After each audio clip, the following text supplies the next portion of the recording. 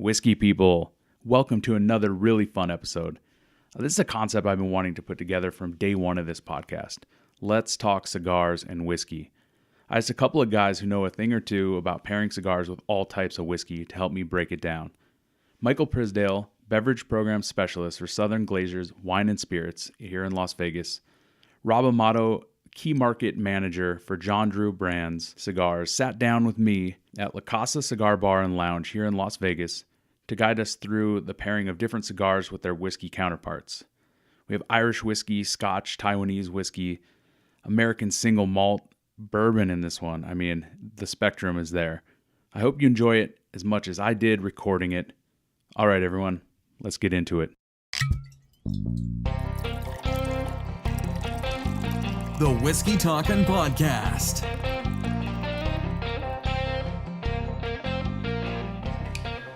All right, welcome everybody to the Whiskey Talkin' Podcast. This is a really fun one I got for you. So we're going to do whiskey and cigar pairing, and joining me today are Michael Przydzial, or Priz, from Southern Glazer's Wine and Spirits. He's a Beverage Program Specialist.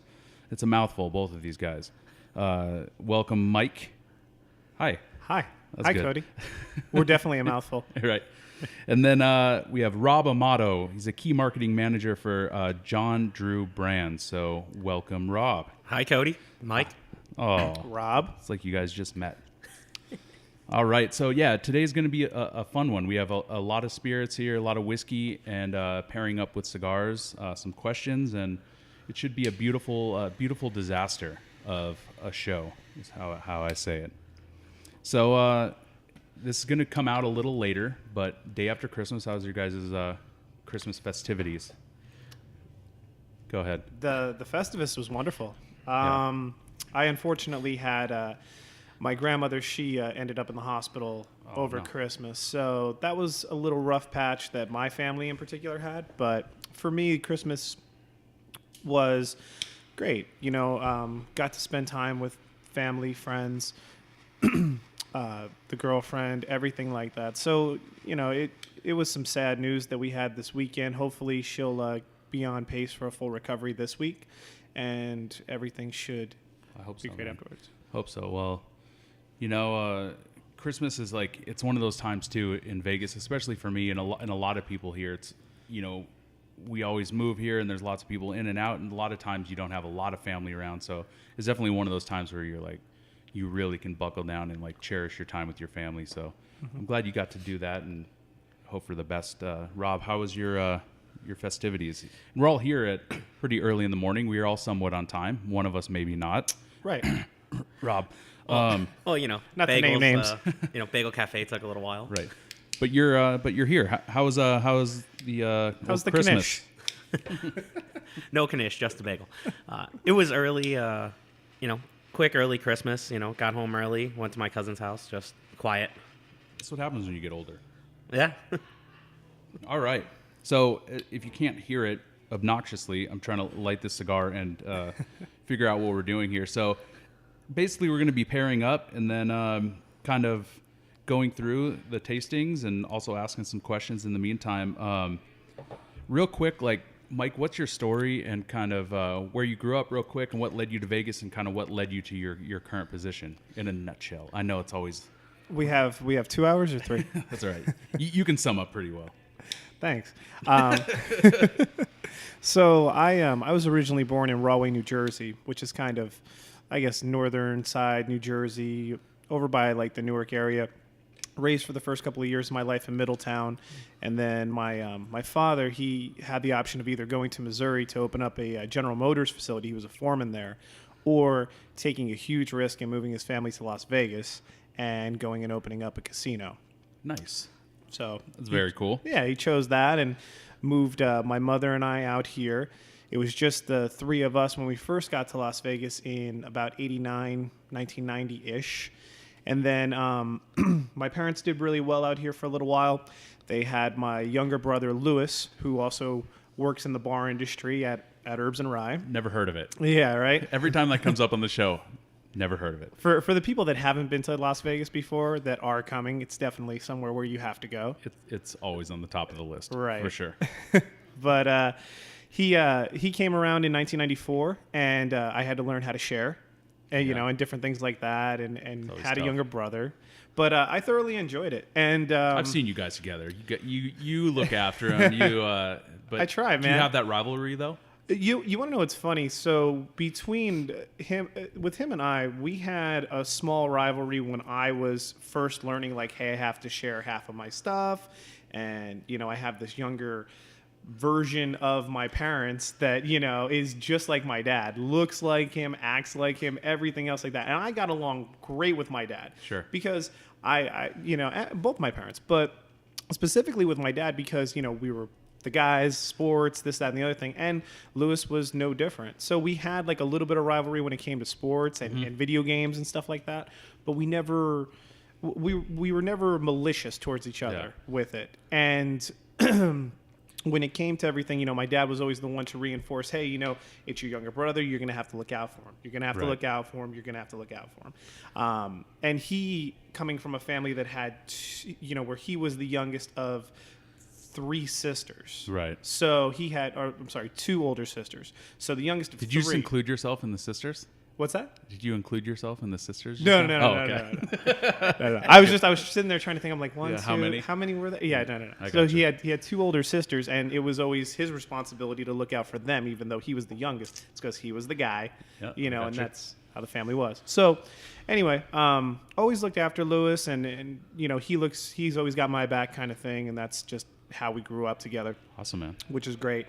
But as far as my particular job as a beverage program specialist now at Southern, I started in the actual food and beverage industry right around 2010-ish, 2009, 2010. I opened up the second rendition of Gillies at Treasure Island. Really? Okay, I didn't know that. Yeah.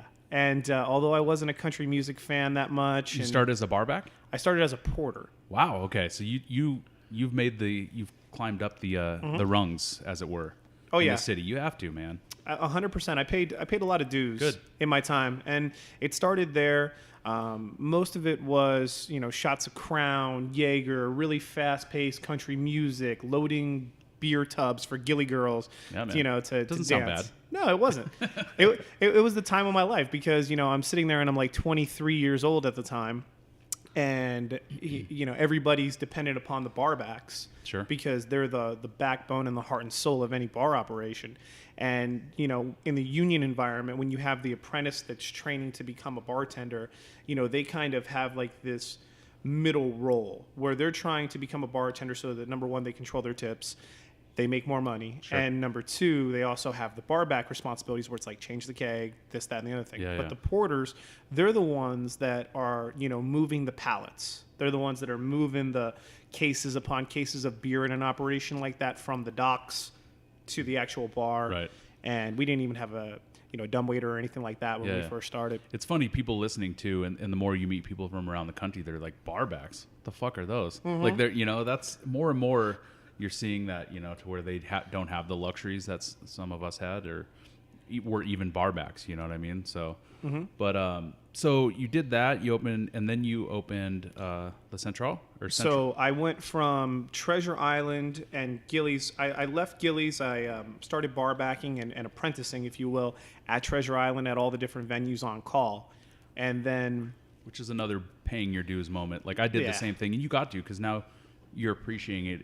I haven't even started drinking yet. As you go a little more, you see a lot of times these new kids, they get into the beverage industry, 22 years old, and they get this lead bartender gig. And I'm just like, oh shit, man. Yeah, you're up for a really, really big fall. Yeah, essentially. But I paid my dues as an apprentice and a barback for all the outlets at Treasure Island at that time on call. I still was on call as a bellman at Luxor. So I had 2 jobs that were part-time. And the opportunity to open up Comsa at the Cosmopolitan came up. And it was one of those things where I tried to finagle my way into Cosmo, and I just couldn't find the right fit. It seemed like you needed to have a ton of experience. They wanted to call everybody property mixologist right off the bat. Sure. You needed to have an elevated experience level of bartending that I just did not possess. Right. But I wanted so desperately to be in that building. So somebody from Comsa reached out by the name of John Anthony, who's now the general manager of Sparrow and Wolf. Sure. Which you're familiar with, which we all are familiar with. Shout out to John. Shout out to John. Giving a boy a chance. But he brought me on as a nighttime bar back and then daytime help out as a apprentice / bartender. So when I got there, I met a gentleman by the name of Sam Ross, and as far as classic cocktails go and craft and everything else like that, it changed my whole entire mindset. Right. For those listening that are more into whiskey and not into the craft cocktail scene or the bartending scene, you probably have had some of Sam Ross's cocktails if you've been at even a really good whiskey bar with a cocktail program. Mm-hmm. Some of Sam's classics are The Paper Plane, penicillin. the penicillin. I mean, that's where people are like, oh, okay, I know those ones. Paper Plane. If you haven't had it, go and order that cocktail at a good cocktail bar, because that's a new modern classic that's starting to be everywhere. Yeah, it's always kind of lingered under. Penicillin's been everywhere forever, but the Paper Plane, it's so bourbon, Amaro Nonino, lemon, and Aperol. Yeah, so I haven't bartended for a little while, so it's a little rusty. That's all right. You got it. You nailed it. Totally delicious cocktail. But anyway, sorry to interrupt. No, you're fine. And it was one of those things where, like, I think that everybody has this moment when you start bartending and when you start working behind bars. You have a very linear perspective. It's just one way. The goggles are on, and you're just like, man, I want to do whatever it takes to become a bartender or become a union bartender or get the golden handcuffs, get a program, whatever I need to do. And it's a lot like a comedian trying to get a special. Sure. Is the way that I equate it. You do stuff on the road, and you work your bits and you work your segments out, and you try to get better and better, and then something happens where it completely opens your mind. Sure. It blows you away, and that was that moment for me. Those like epiphany moments. 100%. Yeah. 100%. So I stayed there. I worked on learning about classics and different things like that for a little while, and then I left to work at Todd English's pub, got some beer knowledge underneath my belt, being that's very beer-centric and whiskey-centric program. And then I opened up Central at at Caesar's Palace in the lobby. And that was, like, for 5 years, my longest kind of stint behind a bar as a full-on bartender. Sure. Awesome, man. So that's your story. So, Rob, go ahead. You have 10 seconds. Sorry. Staten Island to Vegas. There we go. Done. 10 seconds. You like it? All right, man. I'm right there with you. So let's kind of get into first of all, both open to answer, and but maybe Rob this time. No, I'm just kidding. What got you into cigars, and then kind of your journey to start being able to pair them and stuff like that? Go ahead. So my journey into cigars starts when I was probably 12 or 13. My dad was naturally. Well, my dad was in construction, and we lived in New York, and he built the world's largest cigar bar down in the financial district called JR Cigars. Most everybody knows it as a mail order website now. Okay. Partly owned by Altadis. Yeah. Or fully owned by Altadis now. That's no longer a retail store since Lou Rothman, the gentleman, sold it. But I was always interested in as 12 years old, you're interested in the artwork on the boxes and things like that. Sure. It does have a lot of appeal. I mean, in pop culture too. I mean, you see him in movies, you see him with gangsters smoking cigars and these figureheads and politicians. So yeah. It has that appeal for someone growing up too. Yeah. So For me, it was always James Bond, in the movies. That it was 100%, Scotch and cigar kind of thing. But it can be. Sorry to interrupt, Rob. But it's like no, it's fine. you had your 45 seconds. I'm just kidding. You're done. No, but the thing about cigars too is you can have the villain smoking a cigar, and you can have the hero and the badass, like the So it's on both sides. It's pretty cool. Exactly. But go ahead, finish. Oh, and then when I got a little older, when I was about 17. Because my dad always smoked cigars. Yeah. I actually got into them. What was his favorite? H. Upman. Okay. Nice. H. Upman was his favorite. He had always had a connection to get some Cubans Yeah. Whether they were real or fake, I don't know. Knew a guy that knew a guy. I got a guy. I got a guy for that. Got a guy. Got a guy. Well, in New York, everyone's got a guy. Yeah, that's in New York. That's the East Coast thing. Hey, Boop-a-da-baby. Boop-a-da-boop. Boop-a-da-beep. Look, just because you guys have beards, can't speak Italian. He had the mustache was the key. And I It's don't just have the mustache. I don't have the gold chain on either, so I have See. 2, so it's good. I know Yeah. you got enough for all He's of got us. enough gold for all of us. So that was kind of your introduction, and then from there you just kind of progressed in your knowledge and just smoking. Yeah, and I just kind of got into it, starting off with some of the lighter stuff, and then eventually becoming more. As I got into the spirits industry, I was more interested in the tasting rather than just the brands that I knew. What got you into spirits and that realm? Well, when I was 21, I decided that I wanted to be in the bar industry. Yeah. Because I saw everybody making a lot of money. Some friends that were older than me. Sure. And some friends of mine were like, "Hey, do you want to work some weddings?" So Nice. I started to work weddings and started then- to study in spirits and get more knowledgeable and Yeah, well, that I can start in a study in spirits and everything. I can actually thank Anthony Pullen for that. If it wasn't for him, I probably wouldn't be Shout exactly out. where I am today. shout out. He definitely doesn't listen to this, but I'll tell him that. I'm gonna make sure he does. Okay. Wild turkey? What? Right.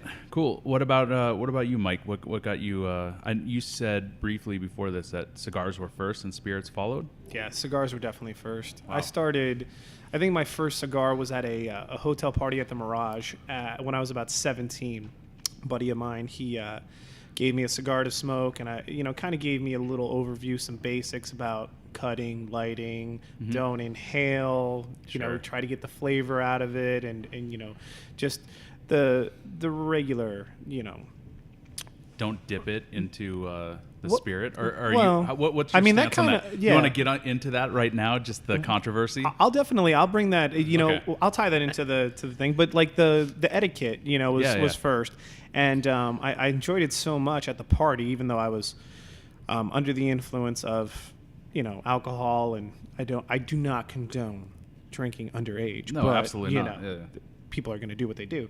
At that particular point in time, though, I really, really enjoyed it. And I was like, you know what? I'm going to seek out a tobacco shop by my house and just see what they say.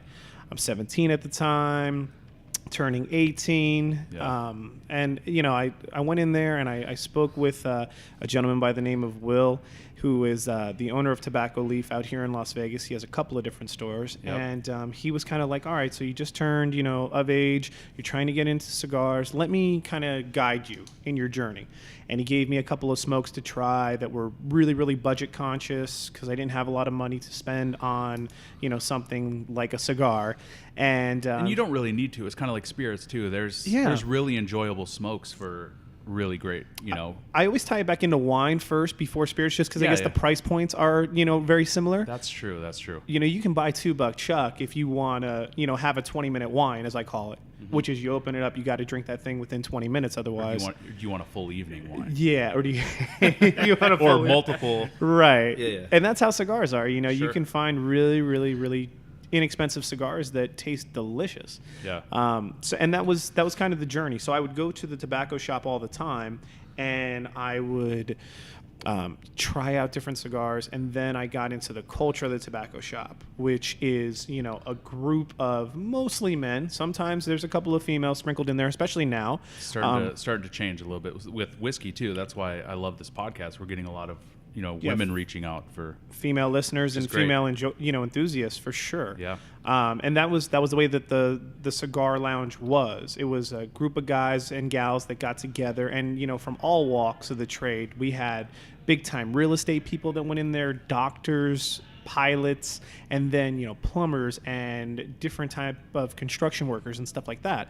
So I would just go in there for the conversation to pair together with the cigar at that particular time. And then it started to turn into, hey, I have this bottle of whiskey in my locker. Would anybody like a dram of whiskey? And I was sitting there, and I'm like, all right, I'll try a little bit of whiskey with my cigar, so on and so forth. And yeah. then I started to reach out and learn about, you can dip the end of a cigar in cognac, Sure. or you can dip it in whiskey, and there's other ones that are infused with whiskey and cognac.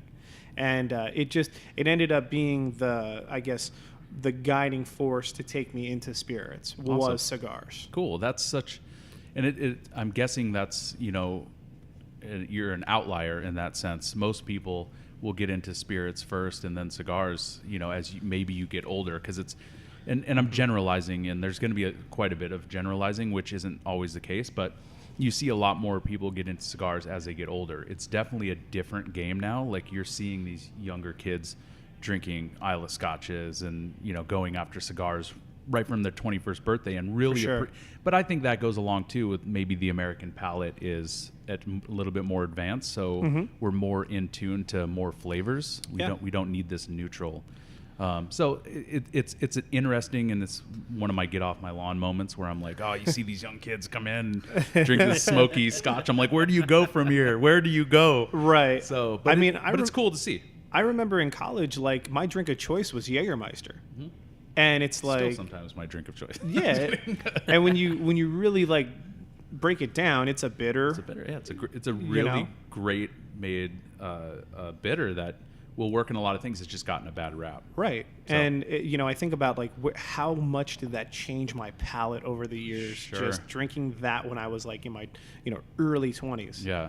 Usually, yeah. I mean, but we're in Vegas too, the land of Jaeger bombs and Vegas bombs. So usually, like, yeah, give me that really nice bitter with hundreds of years of history and all these nuances, and put Red Bull in it. Which is kind of how it goes. But I mean, shout out Red Bull. We still Shout love out to you. Paul.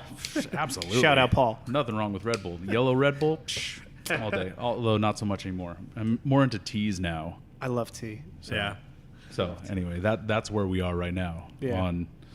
I feel like. But we drink whiskey today. Yeah, and I feel like I should talk about tea and stuff because I'm sitting in a kind of a leather chair instead of my home studio. It's a definitely leather chair. Is it?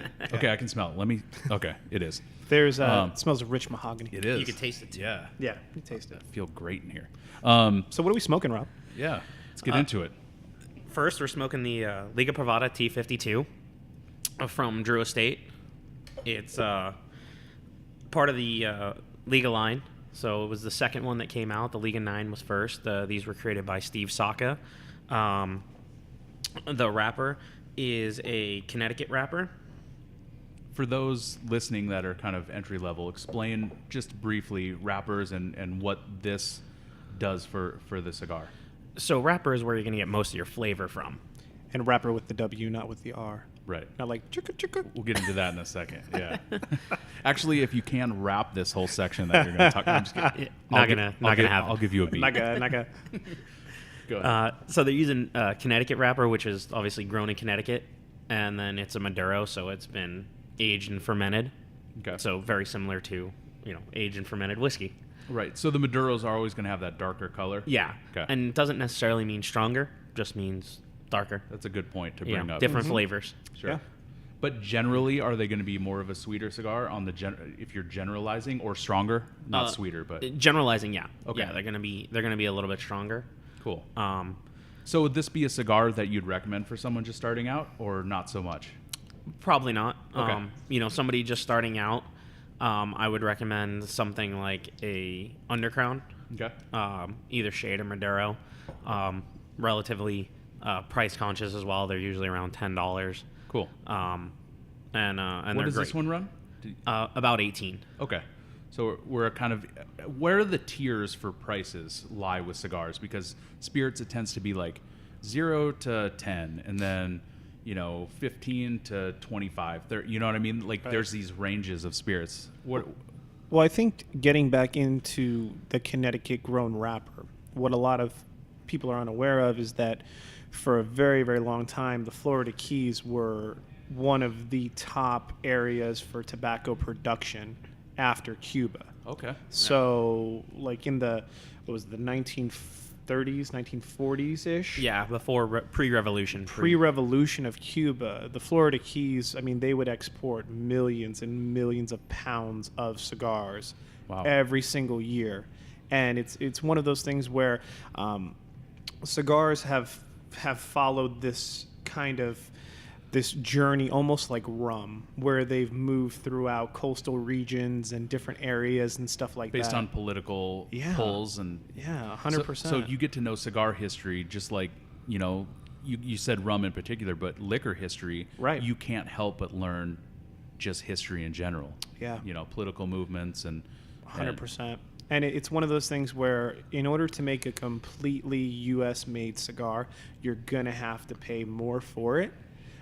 Similar to like the Florida Sun-Grown line that, Drew Estate's a part of. And shout out to Jeff Borschwitz. Corona Cigar Company. A lot of shout outs. We need your blowhorn for right. But depending upon the region and if it's a puro, if it's 100% from that region, from wrapper, binder, and filler, if it's long filler, if it's machine made, if it's handmade, which most cigars are, your cigarillos and stuff like that, those are going to be most of your machine made stuff, your Swisher Sweets, sure, your black and milds, and that's why they're so cheap. So that's that might be someone listening, that might be their only foray into cigar smoking. Where's a good stepping off point from like a Swisher or a black and mild or you know what I mean? Like where's the next? What would you advise them to go to next? Just a baby step or training wheels? Well, I think that most people are familiar with brands. They see Cohiba in the movies, they see Monte Cristo, they see traditional Cuban lines that in the States are mostly unavailable. Julieta. Yeah, Romeo Julieta. Julieta, Arturo Fuente. Yeah, most of the traditional Cuban brands that aren't made in Cuba that are available in the U.S. because of the embargo, and that's where people usually jump off to. Sure. Which is, most of those companies, those brands, whether you get them from Cuba because you know a guy, because you're, from the East Coast, or you buy the actual Dominican-made product. Those are all good jumping-off points. You just have to know the difference between them, I feel. Right. One of them comes from Cuba. That's where the lineage is. That's where the line is. And just because of the embargo, you're not supposed to buy it or have it. Right. But there's a lot of stuff from the Dominican and the Nicaraguan areas that you can get your hands on, as far as different brands like Fuente and Padron and those that are great like entry-level smokes. So somebody walking into a cigar shop, it can be intimidating, just like walking into the wine section of a store, or like if all you know is let's say quality brands but kind of staples, Jack Daniel's, Jim Beam, like Sure. something like that. It's hard to venture into different whiskeys, and all you know is Johnny Black, and now you want to go here. Someone walking into a cigar shop, what's your suggestion, Rob? Like, what are questions to ask? And it depends on the cigar shop, but your advice to somebody.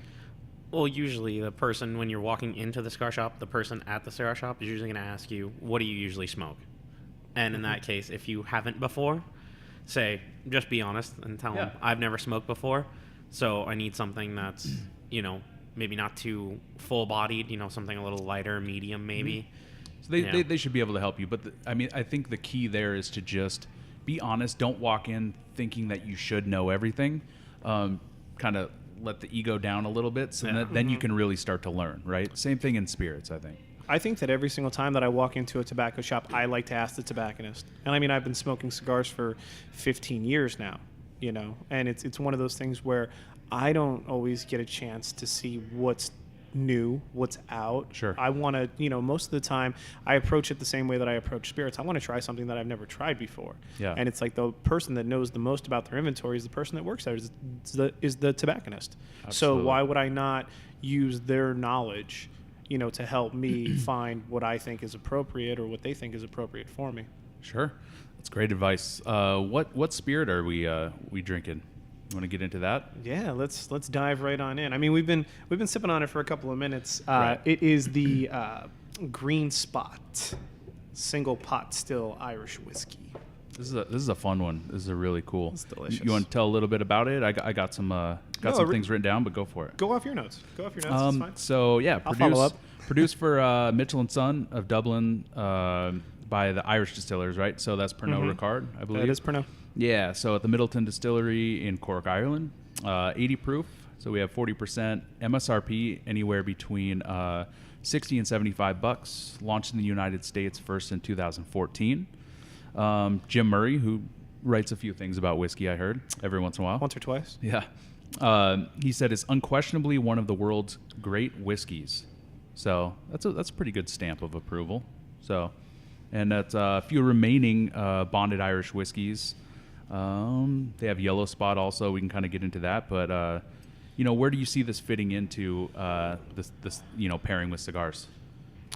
Rob, what did we went through and did like a little pairing ourselves this past Saturday, and we both felt as though that the Green Spot is really that entry level cigar. So if you grab a Fuente short story, or even whether it's from the Dominican or from Cuba, but one of those Cuban labels that have that kind of heritage, because most Cuban cigars are very grassy and medium, mild. The size range too is really, really like smaller, more petite Corona style and Robusto style, and that's like and that's another thing that we failed to mention earlier. But the actual size and shape of the cigar determines a lot of the body and, you know, exactly what you're going to taste sometimes. Sure.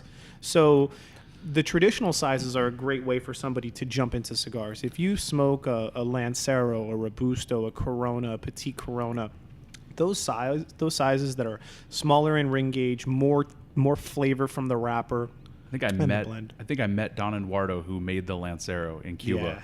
For Castro. Yeah. Absolutely freaking amazing, insane. Right? The crazy thing is that we were all in Cuba at the same I time know. this year. Yeah, I think you might have left just as I was getting in, or a day later, but it's so you can't communicate in Cuba like we do here. It's text messages don't exist. No. Although I think you guys had some cell service, but I didn't. But I did. Rob did. Yeah. Yeah. But Shout out to Sprint. Yeah, right. T-Mobile. Not Yeah, no, I know. I'm talking about me. Definitely no sponsors here. I wish, but so this is obviously a lighter style whiskey. You know, going Right. with that Irish, Right. traditional Irish, like Single pot still. right. So a little bit. I mean, this is a really interesting, you know, kind of whiskey with a lot of history. It was originally marketed as Pat whiskey, with the labels carrying the logo of a man with green in the background. 33, it was rebranded by John Jameson's son for a 10-year old green seal, and then later being known as Green Spot. So that's kind of a little bit of. Did you hear the story about how the spot became? Is it how they mark their barrels? Yeah. It's how they mark Yeah. the barrels. Yeah. In the warehouse with different. I mean, that's so awesome. Different colored paint. Yeah, I just barrel. love whiskey stories, just liquor stories in general, and I think cigars have this mythology to it too. Oh, you know? 100%. Yeah, it's the same thing. Whether it's a lot of marketing or not, the stories are still fucking cool. Oh, amazing. It's like even when a movie isn't based on a true story, it still can be awesome. Yeah. You know what I mean? It just makes the Absolutely. movie a little more interesting. But anything else about this? I mean, what people are gonna find in this whiskey? Nuances, flavors, and I know you talked about the pairing, but I mean, what are you getting off it? I mean, it's definitely a lighter whiskey. Mm-hmm. Definitely get a lot of toffee and honey and Yeah. dried fruits. The traditional, but I mean, mouthfeel isn't this huge, bold whiskey, but it's No. not meant to be. It's this nice, elegant, kind of finessed whiskey, right? 100% Yeah. finesse. So, I like it, man. This is good. Let's. What are some common misconceptions about cigars that you think people have, or bad habits that someone listening, you know, kind of stop them before they do it? Anything that creates an inclination towards cigarettes, because there's several of them that are out there. Number one is that you have to constantly smoke it in order to enjoy it like a cigarette, take puff after puff after puff. That usually just, you know, ruins a cigar because it gets too hot. It burns the tobacco too fast. Probably what I'm doing. But I mean, No, what do you not suggest? at all. I know it depends on the smoker, the cigar itself. Right. I mean, this is, you know, trying to hit on all levels here. How often do you think, you know, what's the general guideline for how often? I mean, what's too much and what's too long of a wait in between? There's actually a visual indicator Okay. for this. So when you're smoking a cigar, you'll see the tobacco get red or orange as it's burning. If it comes up in a cone, you're smoking it too fast. Put it down, kind of ease off it a little bit. And if you're getting a reverse cone or a dip in it, smoke it a little faster, because you want kind of a clean, even burn where it's going to be relatively flat, maybe a small round bubble on it. Okay. And Any that's going to be the best way, because Okay. every cigar is going to be different. Sure. So they're going to burn differently. What about advice for cutting and lighting cigars? I know this is all, where you could talk about just this alone for 10, 15 minutes, but right. Just someone listening, like what's some good advice for starting up lighting your cigar? Get a safety cutter. Right. And that's one with a backstop on it, so it'll give you the. So you're not going too deep, because you see Right. people cut the whole end off of the cigar, Right. or biting it off on the golf course. Which, Some people bite it off. well, I was about to say, I was in Cuba, man, and that's Sometimes you got to get it done. done. That's it. However, or a fingernail. Like, Yeah. they don't have cutters out like, there. I mean, that was common, either like a bite or like a pinch on the end. Yeah. I mean, that was very, very common. Yeah, the so. pinch with the thumb and the fingernail seemed to be, or in the index finger, it seemed Yep. to be like the go-to route for a lot of people out there, which was interesting. Yeah, And for sure. I know we tried to figure it out and kind of we were like, oh, we got to get the cutter. For sure. So, I mean, it's kind of any tips that you can provide, because I know, man, like I said before, just getting into it is very overwhelming. Yeah. Like there's so much history, there's so many brands. It is very overwhelming, and sometimes you run away from something because there's too many choices. So, any baby steps for people or advice? Trust your tobacconist, number one. Yeah. So They find a will good guide. spot. Yeah, find a good spot. I mean, pretty much every city in the U.S. and mostly around the world will have a cigar lounge or somewhere where the cigar smoking is allowed, and just go there, seek the advice of people. Don't be afraid to ask questions. It's like any other hobby that you get into. You don't really know about it until you start to ask questions and pursue it as an interest. Sure. So just if you're interested in it, seek out the help, seek out the advice, and you'll be amazed at what you find. But for the most part, don't burn the hell out of the cigar when you start lighting it. Keep the lighter at a good distance. Take even puffs. Don't try to overwhelm yourself with too much Yeah. smoking too fast, and just the basics. You can learn about all the little intricacies of the actual culture and stuff like that the more and more that you smoke. Yeah. Any good resources for people, whether it be websites or a good beginner's book, or telling people to log their cigars and maybe take notes? What's your advice for kind of building a foundation to increase your education? Well, Cigar Aficionado is a great website. Sure. They have some Cigar 101 stuff on there, as well as every year they do the top 25 cigars of the year that they vote, obviously. A little subjective, like when whiskey is done for the whiskeys of the year. Mm-hmm. But a good one is, I don't know if you have the app, but I know myself and JR do. I think it's called Cigar Scanner. Mm-hmm. Okay. Yeah. So it's a way to log, what you're Yeah. smoking, and so you can always backtrack and see your notes and Yeah. how it Yeah. changes year to year too, because vintage is big in cigars too. Can you kind of touch on that a bit? Well, it's terroir. Sure. So just like anything else, when the grapes are harvested, how the rainfall was, when the agaves were harvested, depending upon the spirit or the fermented beverage of some kind. So it's that sense of place. Yeah, it's that time, it's that place, it's the the rainfall, all that Season. stuff, the Sure. season. Cigars have that, and I know that Rob and I, we have a cigar that we're going to mention later on in the podcast that kind of fits that bill perfectly from Okay. Tatuaje, and it's just one of those things where each growing season's a little bit different, and the nuances of the blend change. Okay. In the cigars. So for sure, there's definitely a good. I would say that it's not as drastic of a change as wine. Sure. When it comes to that, like most of the time, you'll see if you have a short story from Fuente that was produced 10 years ago or 5 years ago, it's not going to be too much different than it is this year. It's similar to like if you were to have Johnny Walker Black Label Sure. 40 years ago. The overall goal of that master blender is to make sure that it tastes the exact same today Like a house as style. it did. Yeah. But yeah, it's interesting too, because like talking with Scotch, and particularly because you mentioned Johnny Black, you'll see them mold the blend towards the trends that are going on. So Johnny Black now is unanimously, I think, a little smokier to Right. fit that style. So they do kind of alter a bit based on what the palate is overall. But yeah, I mean, going back to blends and particularly with Cognac, where they're matching this house style, Right. it definitely happens in Scotch as well. But so it's interesting, that correlation between spirits and. Well, and that you say that, I would say cigars are probably closest to chartreuse. Okay. As far as a spirit. that's a good one. Because, as you said, 10 years ago, the house style would have been the same if you picked one up 10 years ago and you picked one up today. The memory of the flavor is going to be the same. Sure. But if you have a 10-year-old Fuente, because tobacco is ever changing, it's still changing once it goes in the box. It's aging. It's gaining more flavor.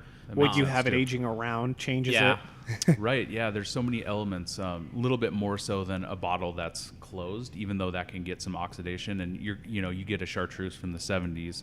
Obviously, it's going to be different. Delicious. Absolutely. But depending on cigars, a little more. I mean, it's so dependent on how you keep these. It's not like buying vintage spirits is hard enough. But I could imagine buying cigars. You need to buy from somebody who's reputable, that how they were kept. So if they're kept next to a box of Swisher Sweets that's opened, I mean, that are grape flavored, then they might taste a little different. Sure. A little funny. Sure. Cool. You want to go on to the next spirit? Talk a little bit. Let's pour some Belle Meade Cognac finish. Awesome. Bourbon. So I didn't mention it at the right here. Okay. I didn't mention it at the front of the show, but we're at La Casa in Las Vegas in Summerlin, so Tivoli Village. Look it up. Definitely on the Instagram. I'll put all the social media links in the show notes. But I think it's La Casa Vegas is their Instagram, and then look them up on Facebook. Sure. Yeah, because they're doing some in the future. Ask for Gemma. She's working on some happy hour specials and stuff. But that's where we're doing the podcast from. So, but yeah, this is a nice bar, and it's kind of out of the way. If you're in Vegas, you could take a Uber here. It's a little trek, but you can see another side of Vegas that maybe more locals are headed out here. So, you want to talk a little bit about what we're pouring? Yeah. So the Belle Meade Cognac finish bourbon. It is a Tennessee bourbon from the Greenbrier Distillery. Tennessee bourbon. I thought it had to be in Kentucky. Well, I know that somebody just said that. I guarantee someone listening. Yeah, probably. I'm just kidding. I know that Ryan Clark and yourself, in the episode that you guys did, or that you did with Ryan, you guys dispelled a lot of the misinformation. Sure. Because that's really what it is, and that's why it's great that Rob kind of pointed one direction for the cigar etiquette. Because if you go onto YouTube, you find so many videos. And some of them are just shit about cigar etiquette and about cigar tasting and, flavor profiles and stuff like that. And the same thing happens with all spirits, but whiskey, being that it's such a hot button item right now, I mean, there's so much misinformation out there. They want it to be all done in Kentucky, and they want to say that it has to be a used American oak, and instead of a new American oak instead of a new charred oak barrel. Yeah, I've been in that conversation a few times where someone's like, it has to be American. I'm like, it generally is, but read the rules. There's some gray area. But this is it's Belle Meade, right? Belle Meade bourbon. Tennessee bourbon. Tennessee bourbon, cognac cask finish. It's 90.4 proof, so 45.2. MSRP is about $80.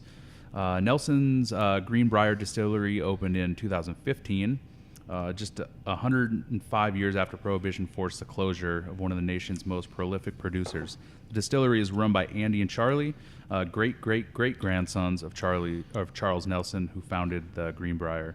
At its high point in the late 1800s, it sold close to 380,000 gallons of whiskey annually. This was more than 10 times the production of other brands. Mm-hmm. So that's like that old backstory. Yeah. So what can you say about this whiskey style, and what the cognac cask lends to this spirit? Cognac for myself, when I first got started with cigars, it was mostly Scotch that people were drinking around me, and honestly, most of it was blends. Sure. It was a lot of Dewar's, it was a lot of Johnny Walker. That's what I saw, at the cigar shops and, from different little social interactions, involved with cigars. So I felt as though I was kind of late to the party to gain an appreciation for cognac.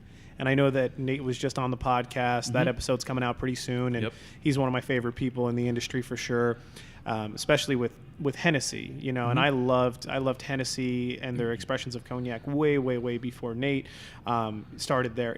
It actually took I took a like to cognac and all things cognac about 3-4 years ago. Mm-hmm. right when I was getting ready to transition into Southern. And it was like every single time that I tried to pair something with certain cigars, Scotch ended up being, to this or to that. Bourbon and rye, I also took a little while to kind of warm up to, as just me individually. Sure. And cognac was one of those ones where I found like the aromatics and the different pairings that you could do with it were almost seamless. Sure. So with this being finished in exo cognac casks, all containing cognac aged up to 12 years, some a little bit older than that. I think that it creates just an amazing range. Yeah, absolutely. This is so Belle Meade bourbons are currently sourced, I believe, still. It's from Bardstown. From Bardstown. And one thing they're not shy about is where they get their cognac cask from. So they get their cognac cask directly from Remy, and it previously held XO. Very cool, very cool. Yeah, this is a high rye, 30% mash bill, proprietary blend of 4 barrels aged between 6 and 9 years. So they still they kind of stick to that small batch. I know that's kind of a buzzword in bourbon, but they're producing really small batches. So 9 barrels. Oh, is it 9 barrels now? Okay, and so French Limousine oak, previously aged, XO, non-chill filtered for those, so it has all that flavor and all those yummy congeners, as it were. But where would you pair this with a cigar? I'll let Rob speak on the Tatuaje that I mentioned a couple of minutes ago, because we were both like, in our head we were thinking about one of the best cigars that we've had this year as far as complexity and vintage and terroir to go with this. Perfect.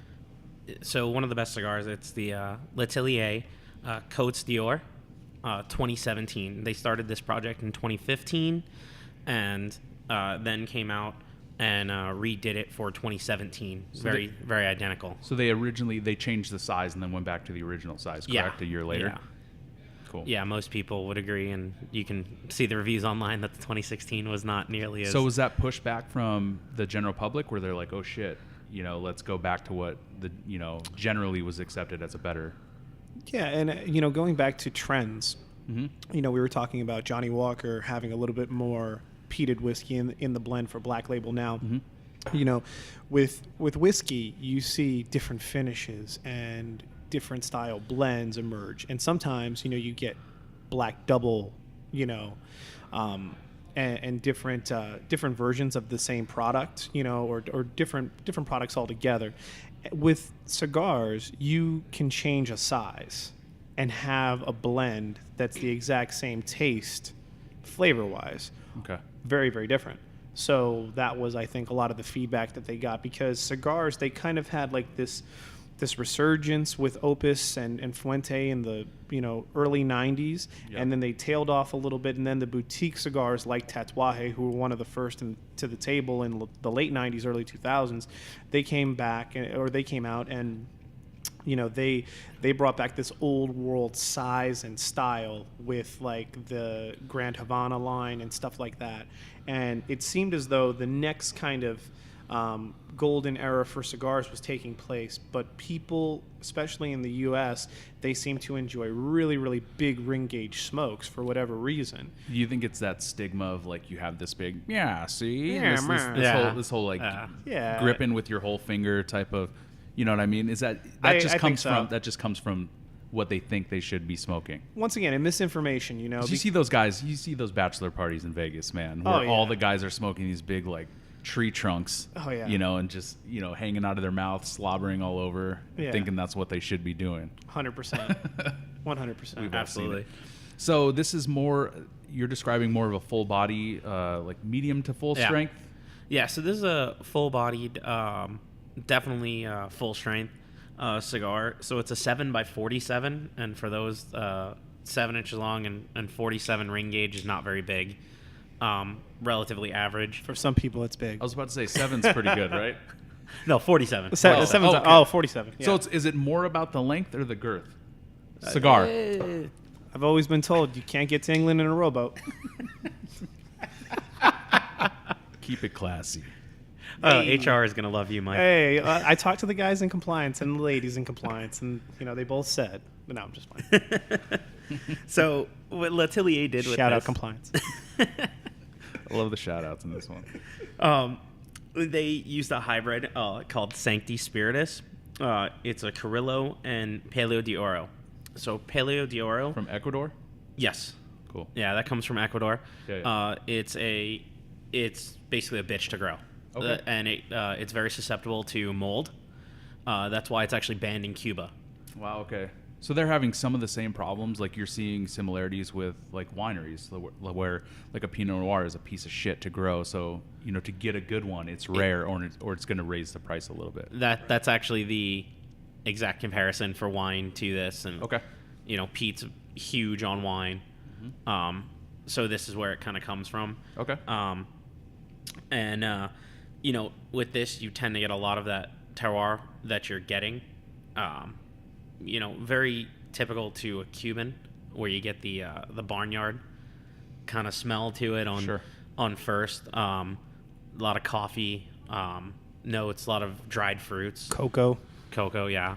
So you're thinking maybe those dried fruits too, with the cognac cask finish, will tie in pretty nicely. And this is at the risk of saying a smooth bourbon. Like, I hate when people say smooth. Right. But Mike Doyle's coming after you. yeah, right. I mean, but for the elegance of what they've done with this bourbon with the XO cognac cask, it needs something with a little bit of finesse.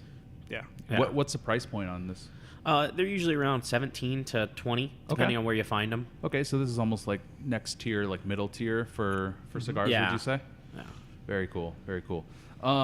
What are some, let's talk about ashing a cigar, just because I'm going back to all the newbie things. Like the etiquette. Yeah, let's talk about, whether you're tapping on I'm not a good example because I'm ruining the cigar, but You're fine. What's the etiquette for ashing? Just because, let's give a little bit of 101. So when you're smoking your cigar, and ideally you're smoking it at the right pace, you're right in the sweet zone of smoking, where you have this wonderful little ash kind of hanging out. What you want to do is just lightly brush it, essentially, on the rim of the ashtray. So without tapping it or without forcing it, you can lightly brush, and you can kind of see if the ash is ready or not. Ready or not. The ash is always going to tell you when it's ready. You don't ever have to worry about telling the ash when it's ready. And that's where a lot of us get burned, or we have ash spots on our clothing and stuff like that, because you forget about it, because you're not concerned about ashing the cigar after you smoke so many cigars, and then it just naturally just falls off sometimes. Mm-hmm. So with that, if you lightly brush it up against the rim of any ashtray and it doesn't want to fall off completely, you know that it's not ready, and you don't need to force it. Yeah, have some patience. So that's a big one, is like, be patient with it. Don't start tapping it like a Neanderthal. And yeah, I think that one of the things that made me appreciate cigars even more when I first started was the fact that it's not something that you rush. It's not like you're going outside because you have a 15-minute smoke break and you're smoking a cigar in 15 minutes, and it's not something where you feel a craving necessarily, where you need to smoke one every hour, otherwise you're going to lose your shit. Yeah. It's one of those things where you're taking a certain amount of time out of your day to enjoy something. Sure. And you can kind of just take everything else that happened before, move it from your mind, and focus completely on, enjoying that moment. Yeah, sure. It's definitely a chance to. It's almost like one of those meditative moments, if you want it by yourself, or it's such a social aspect. Just like it's that connection of cigars and spirits. You have a nice whiskey, and you're not shooting it as you're headed to the party, and you're like, let's line up a bunch of whatever, and so Right. it's definitely kind of take your time and really get in tune with what you're drinking and smoking. So, but what's interesting about this too is it's definitely it's a spirit with it's not fully aggressive, but has that rye, so it has a little bit of that drying. It has enough, I think, to hold up to like a medium full body cigar too, but it has that nuance as well with the cognac. So that's a nice one, man. Really, really nice. So what do you think so far, Rob? About everything? Oh, it's good. How you doing over there? I'm good. You're good? Yeah. Cool. Man of a lot of words. What's some whiskey fads that you're kind of sick of seeing? Without no names, but just stuff that you wish would kind of fade away, or you see fading away. Shots, yeah. It's never gonna go away. Yeah. Enjoy your whiskey. I've never, just to make a point, I've never enjoyed shooting whiskey ever. Right. In my whole entire life. It doesn't really make sense, right? No, I've never enjoyed it. It's always been I've never enjoyed shooting tequila either. Like those two spirits particularly, I honestly have never, and I think that's why it was like one of the things that took me the longest to appreciate was good bourbon, good rye, and good tequila, Sure. And I think that it was because I grew up, shooting those in my early 20s, and it was just like, oh God, it burns and it's so harsh and this, that, and the other thing. So it took me a while really to appreciate them, and it took people that had way, way, way more experience and knowledge than I did to kind of slow me down and say, no, this is the proper way to enjoy stuff. Right. So. And then from there, you can kind of mold your own style and what you enjoy. What are some trends that you see in whiskey happening, and maybe cigars as well? But because you're on the forefront, Rob, you as well.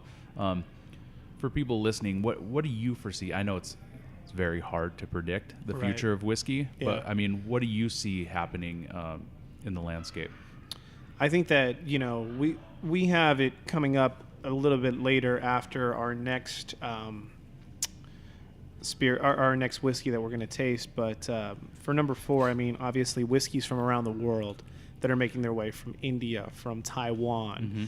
Japanese whiskey right now seems to be the product that the mass public just wants in as much as they possibly can. And I think that it's going to shift, and the paradigm's going to be like we want to have whiskey from India and from Africa and from all different parts of the world. And I think that as more and more distilleries start popping up throughout the world, that's going to be where it shifts. Going back to the trends that you said that I didn't want to see, I mean, I leave room for everything. Sure. I'm one of those people where Fireball, for what it is, had so much volume driven through Las Vegas. Yeah, sure. That, for somebody that lives in New York, for instance, or maybe New York's a bad, let's say Astoria, okay. Or White Plains. If they live in White Plains, New York, maybe Fireball isn't that popular.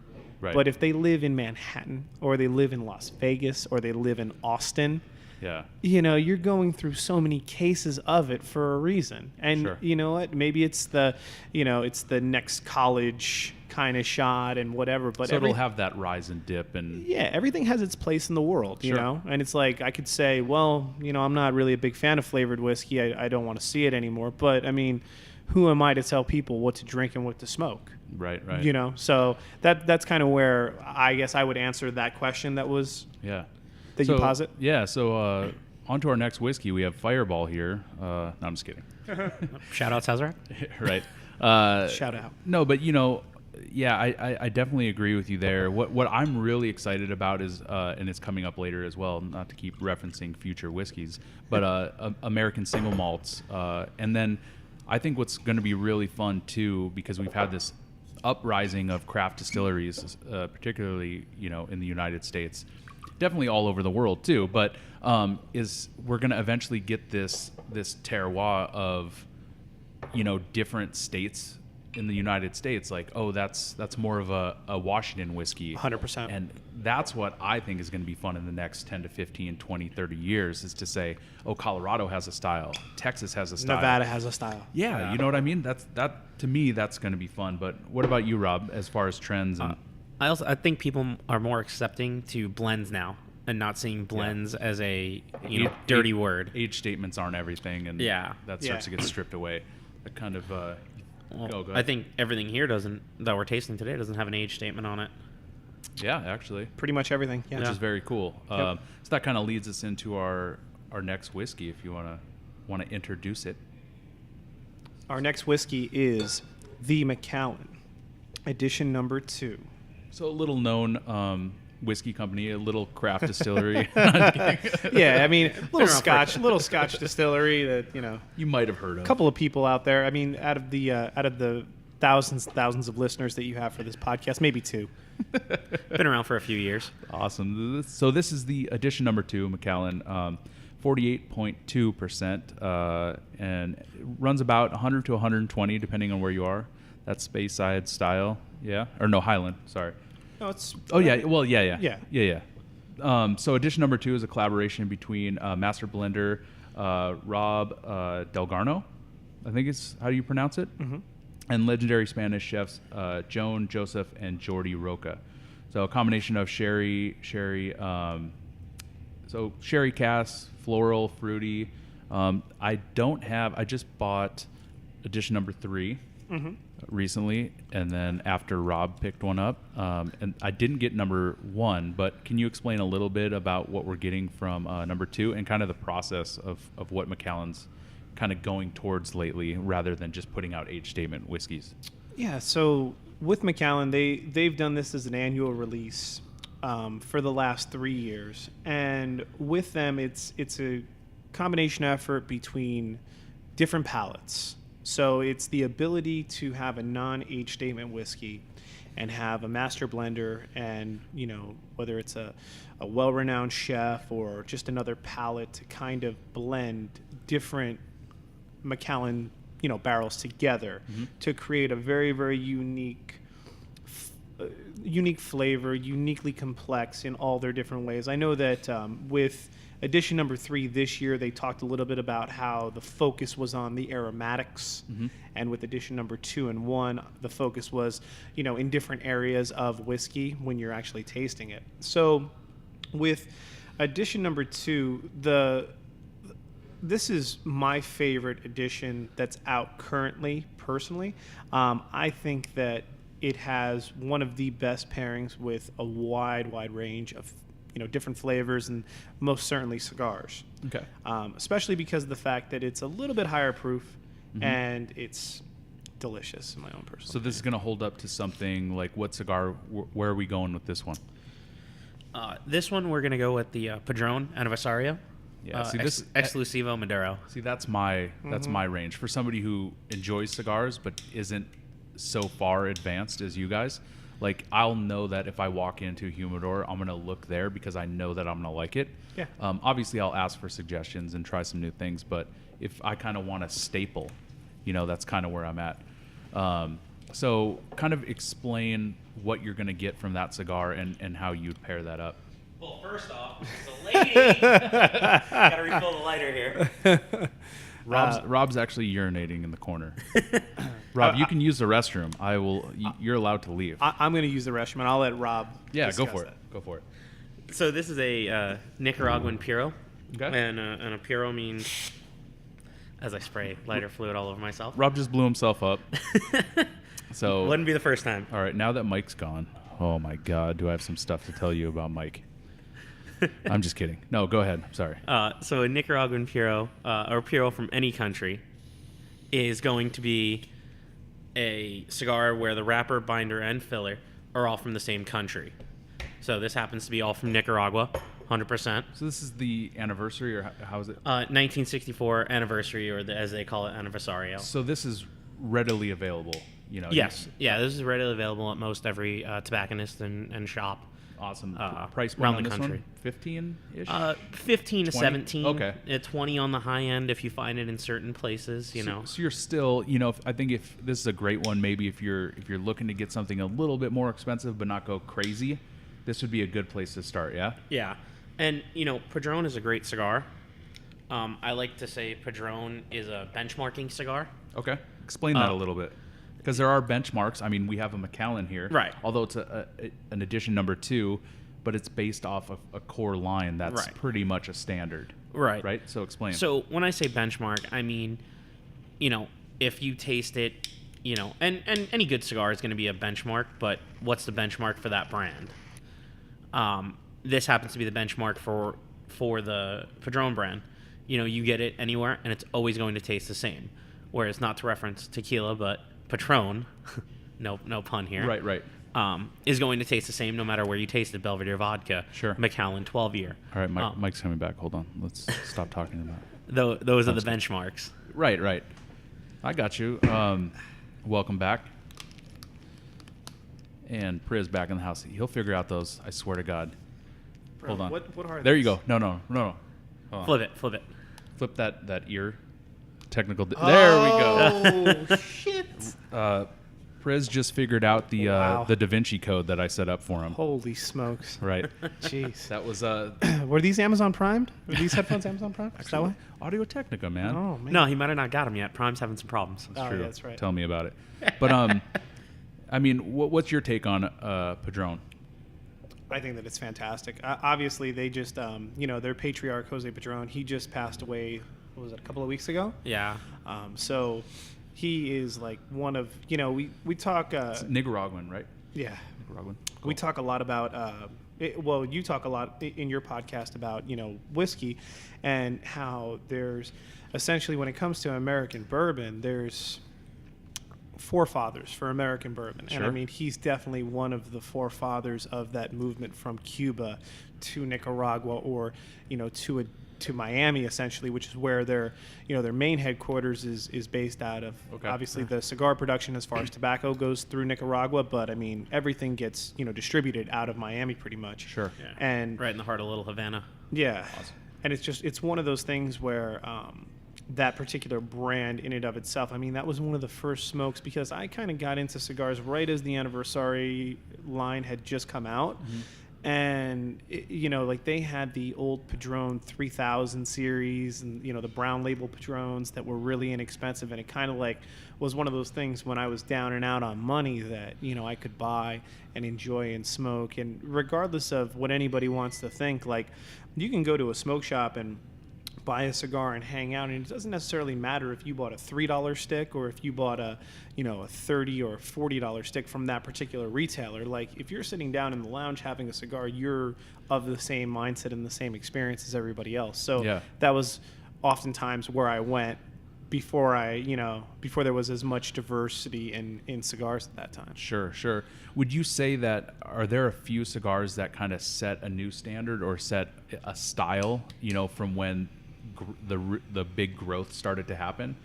I mean, any that stick out, whether it's a Padron or not, where they kind of set this bar and or kind of started raising it. I would say there's a few. Padron being one of them. Okay. The Anniversarios, the Liga Privada line from Drew Estate. Yeah. Right. I got you. Definitely the Fuente Hemingway line and the Opus for sure. I mean, that was instrumental in one of the biggest cigar booms that industry's ever had. Where have the booms happened as far as dates? Where have the big increases happened? Because like with bourbon, you see like 70s, 80s into the 90s, like it almost was gone. Was there a dip in cigars and then? I mean, I'm sure Mad Men helped out a little bit because they were smoking. That helped out whiskey too. So. There were definitely two big dips. One huge one was right after the embargo. Sure. Because almost every American-made cigar and Tampa was huge for cigars. Yeah. And the Florida Keys were huge brand-wise. And because they used all Cuban tobacco, they had a big dip because they had to figure out a new blend and a way to create the cigar again with the same flavor profile. And unfortunately, a lot of brands went out of business because they couldn't do it. Yeah. Can you speak a little bit about the hype of a Cuban cigar and kind of some misconceptions there as well? Because there's certain whiskeys too, like Pappy's the best and this and that. I don't want to get into that whole. That's. Actually, we just did a weeded bourbon blind, which was the one before this. But speak a little bit about the hype and the marketing, particularly with Cubans. Well, I see it more with whiskey than anything else, right now. And I mean, to speak to Pappy Van Winkle, it's as much of a headache for me as it is for any purveyor of fine whiskeys that's out there, because the fact that you see this unattainable kind of thing that you're just like, oh, I have to get my hands on it. I have to try that Pappy Van Winkle. Right. And then just like most things, when you do get it and you do taste it and you do try it, you're like, man, there was so much hype around this. What happened? It tastes like bourbon. And you're like, this bar, this hype has been set. Is that the same for like a Bahique? Or is that as good as people say? I think that, I haven't had one, so I don't know. And I don't think my palate would I couldn't appreciate it. Like maybe someone could pick out the differences. Sure. You know, It's one of those things where, you know what, it varies from person to person, I feel. And I know that, you know, when I bought the Bahikis at far less than $100 a stick or more that they're going for now, yeah.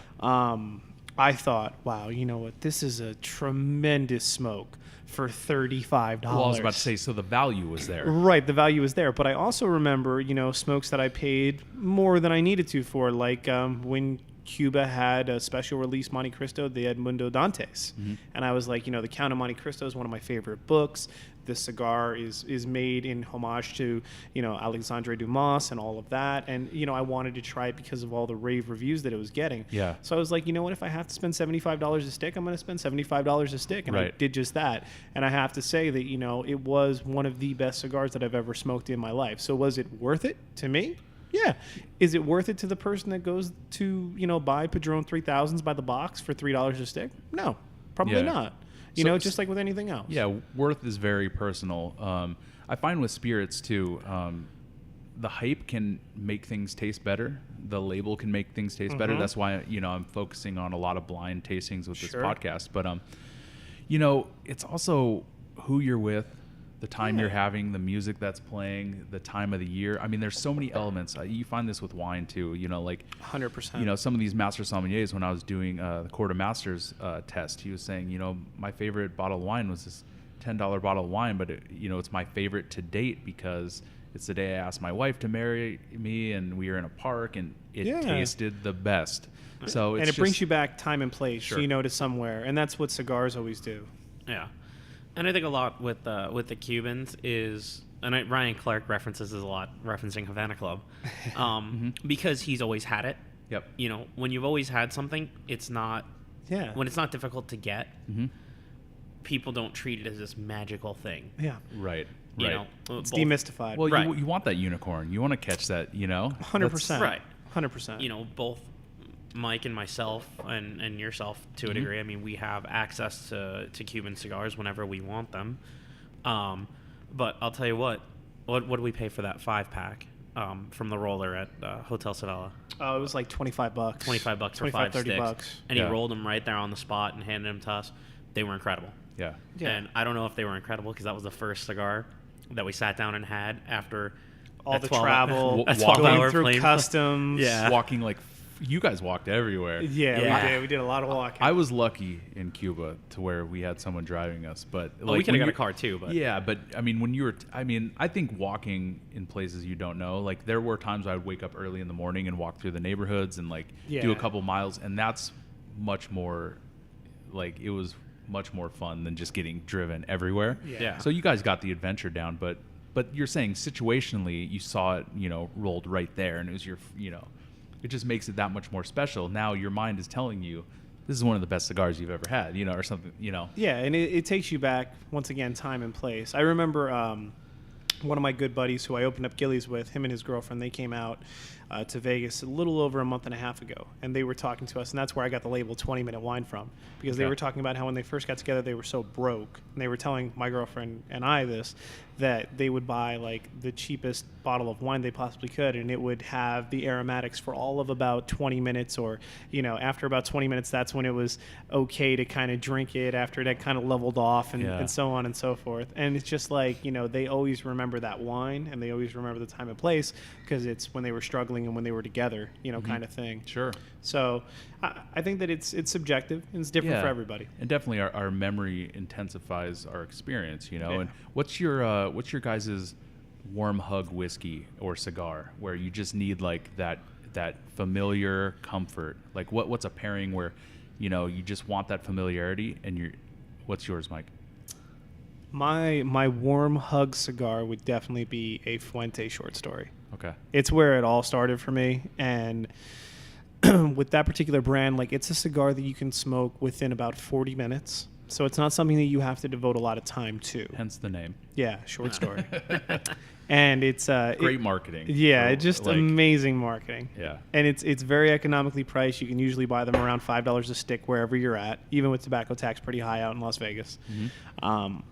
And it's one of those where you always come back to it. You always remember where it brought you and the journey that you've been on since that. Sure. When it comes to whiskey, I would definitely say that my warm hug whiskey would probably... Oh, there's so many. Huh? There's so many. Yeah. I would probably say, though, it's definitely going to be Dewar's White. Okay. Because of the fact that even though it's a super duper light blend, it's one of the first ones that I remember having with a cigar and going, wow, like you can drink this all day, it seems. Yeah. It's not going to overwhelm you. It's not going to overpower anything that you're smoking. Like it's one of those whiskeys where you can just enjoy that blend the whole entire day. Sure. What about you, Rob? So for whiskey, as odd as it's going to sound, it's Dewar's White Label because that's what we had. That's what we had in the house. But nice. My personal if I It's a lot of people's entries to Scotch, though. Yeah. You can't, that and Johnny, Yeah. Mine on one of the podcasts was stealing Johnny Black from my friend's parents, and we refilled it with water and found out instead of iced tea. We weren't that smart at the time. But go ahead. But the other one would be Johnny Walker Green Label.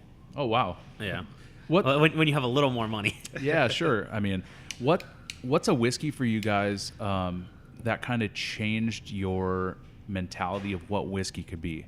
If you can remember the first one that's like, oh, that's a little bit more serious. I can get into it a little more, or I want to know more. If you can remember. Mine was George Dickel Single Barrel. Wow. Okay. Yeah, or Select Barrel. But it was Underrated, man. so underrated. Sure. And it was one of those whiskeys where I grew up having an aversion to Tennessee whiskey big time. Okay. When I first started actually enjoying alcoholic beverages, and I won't name the age statement on that one, but it may or may not have been underage by a couple of years. But it wasn't, there was nothing malicious going on. It was just like my friends and I, we had the bottle of Jack, we had the bottle of Johnny, we had the bottle of Jose, Sure. and, we were passing the bottle around, and, when you combine that much alcohol and you combine all those different varieties of spirits, it never leads to anything good. No, absolutely not. So I had a really... life lessons. Yeah. my great friend, Devarosh, he took care of me that night big time, made sure that I was well hydrated the whole entire night as I proceeded to wreck some sinks and some bathrooms. But... It happens, man. Yeah, but I grew up after that with a real distaste for Tennessee whiskey because of Jack Daniels, unfortunately, at that time. And it was never something that I could wrap my head around. It was always like something that created the aversion, I guess, towards bourbon too. Sure. Because they're similar. They're, cousins in their way. And yeah, so when I tried George Dickel, it was first off I tried the rye at Herbs and Rye. Okay. And I was just like, wow, that's really, really good. And then like I blind tasted one day, and it was at work at Central at the time, and we had George Dickel, Select Barrel. And I was like, wow, this is delicious. What is this? And they're like, oh, it's Tennessee whiskey. I'm like, whoa. Oh, okay. Not like I remember. Yeah, that's how it can be. Yeah, I think everyone has those. I have a tequila story, an Ouzo story, a Fireball. Well, not so much Fireball because I was kind of beyond that, but a Jaeger story. Yeah, for sure. Yeah, there was a time, this is kind of, I don't know if I should, whatever. Fuck it, I'll say it. It's a podcast. So I was working at Paris, and so there's a bar that goes down from the leg of the Eiffel Tower right onto Las Vegas Boulevard. It was like July, so it was like 179 degrees out. Not that hot, but it felt like it. I was the bar back at the time, and the bartender went home because it was kind of slow, it was too hot, blah, blah, blah. Well, the night before, I had a Jaeger night. And a Jaeger night, I love it. Of epic proportions. It was just, and he went home and my stomach sank because now I had to help customers and rather than just hang back and get him what he needed. Yeah, you're like, oh shit. Yeah, so like a half an hour in, I'm just like pouring sweat. It's just hot, and now there's a line out the door, and someone comes. You smell the alcohol coming off of you. Yeah, so someone comes up, and they go, well, I'll get 3 Jaeger bombs. And I go, I'm sorry, we don't have Jaeger out here. We have frozen. And he goes, well, I smell it. That's and I go, oh no. That's me. Yep. And I couldn't say, that's my Jaeger sweat. So that's my Jaeger story where I knew okay, maybe there's every once in a while you get a wake up calls in life. Yeah. And that was maybe one where I'm like, ugh, I should have called in sick. But anyway, yeah, he's like, I smell it. I'm like, so sticks out. But what's your, what were we talking about? Oh, Rob, whiskey that kind of changed your mind on the category. Russell's Reserve. Okay. Very, very underrated. Oh my God, Russell's Reserve is good. Yeah, and some of their barrel stuff is amazing. Yeah, Some of the barrels that have been out here, they're floating around different accounts. Yeah, it's gaining a lot more respect in the category for sure. But and I had this misnomer from Wild Turkey because everybody shot it with Wild Turkey 101, and they were like, oh, Wild Turkey, same thing like Jack Daniels. Sure. They had that same like misnomer, and then Yeah. Russell's came out, and I was like, oh wow, this is really good. Yeah. Before we get into the next one, can you talk a little bit, just because as I'm smoking the cigar down, it's getting a little more spicy, a little more full body. Can you explain, as you smoke a cigar, what changes?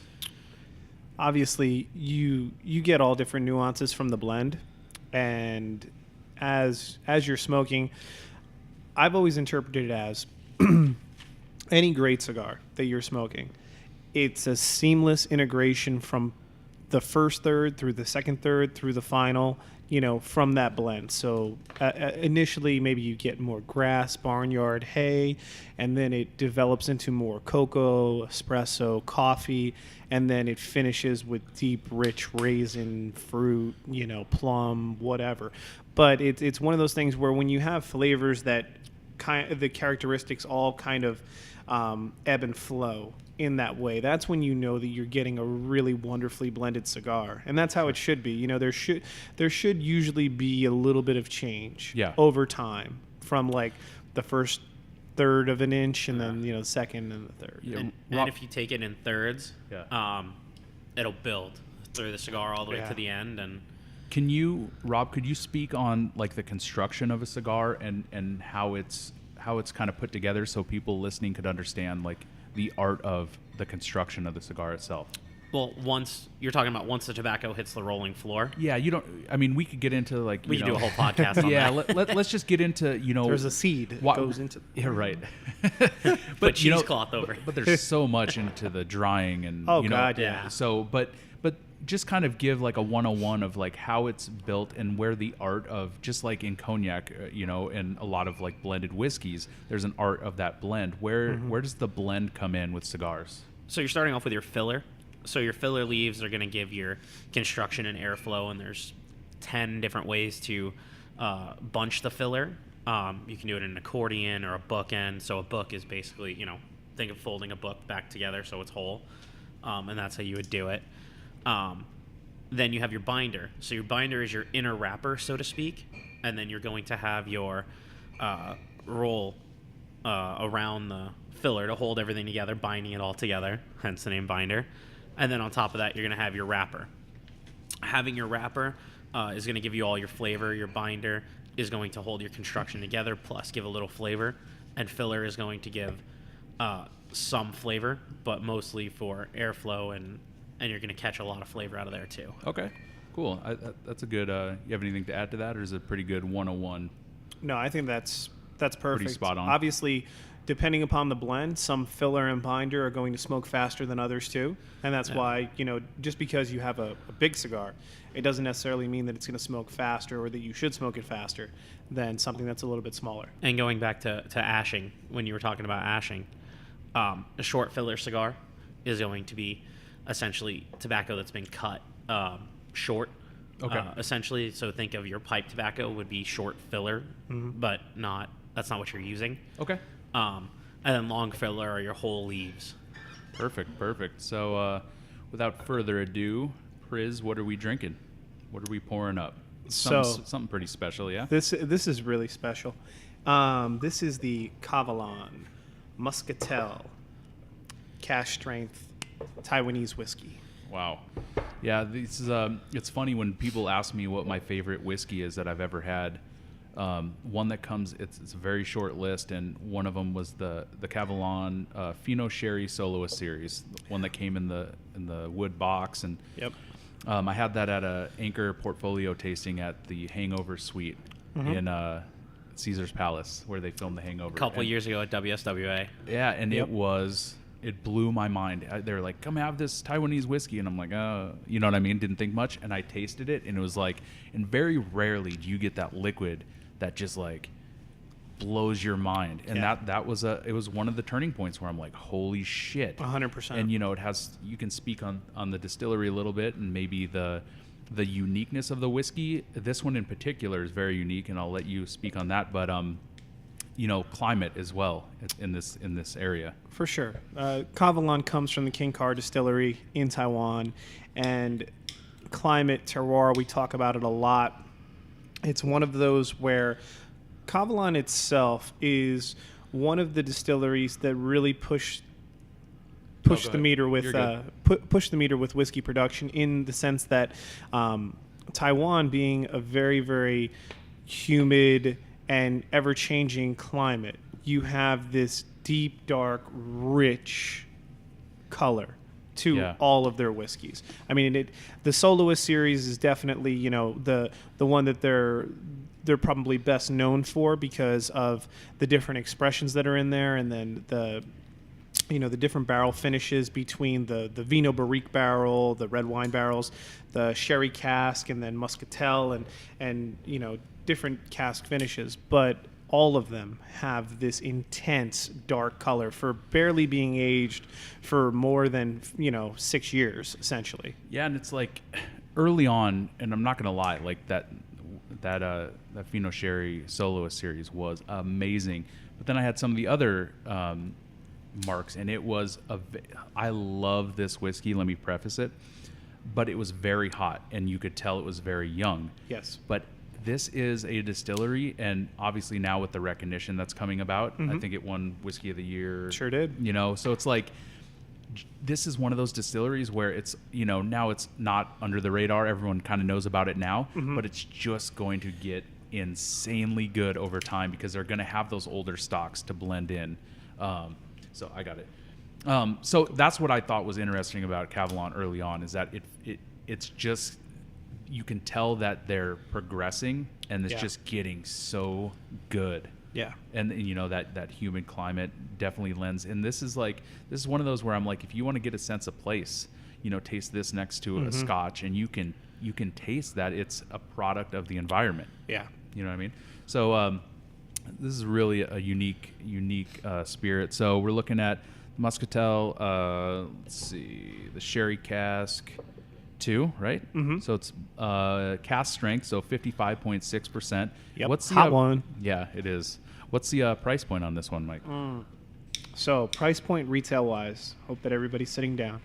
It's going to be between $500 and $600 a bottle. So it's pretty accessible to everybody. I think that everybody can at least afford to grab 2, maybe 3. I know I keep just a flask in my hip. I was about to say pocket, this is not in my collection right now. No, it's not in mine either. But it's definitely one of those, you know, going back to the subjectivity of, you know, the unicorn kind of like I need to have it kind of things. I've spent $75. I've spent $100 on a cigar before, and you know that was a one-time serving of 2 hours. You can definitely enjoy something cask strength like this multiple times over throughout, you know, the time that you own the bottle. So, and there's definitely more expensive whiskeys out there. It's one of those things where, you know, time and place and exactly what it represents. You know, you're getting a completely unique spirit that's really pushing the boundaries and the borders of whiskey, and something that's a unicorn in and of itself. Wow, this is just tasted it. This is my first time having it. Yes, it's high proof, but this lends its, what I was just saying, how the whiskey is getting so good. Yeah. I wouldn't peg it as, you know, 56% almost. No. Where do you see this? What notes are you getting from this, and what are we pairing it with? Rob, the cigar? So the cigar is the Dirty Rat from Liga Privada. It's the first in the Unico series. So the Unico series are a limited edition, but relatively readily available. You can find them at most retailers. So on this, it's a Habano cured sun-grown. So basically they got seeds from Cuba and grew them in Nicaragua. Okay.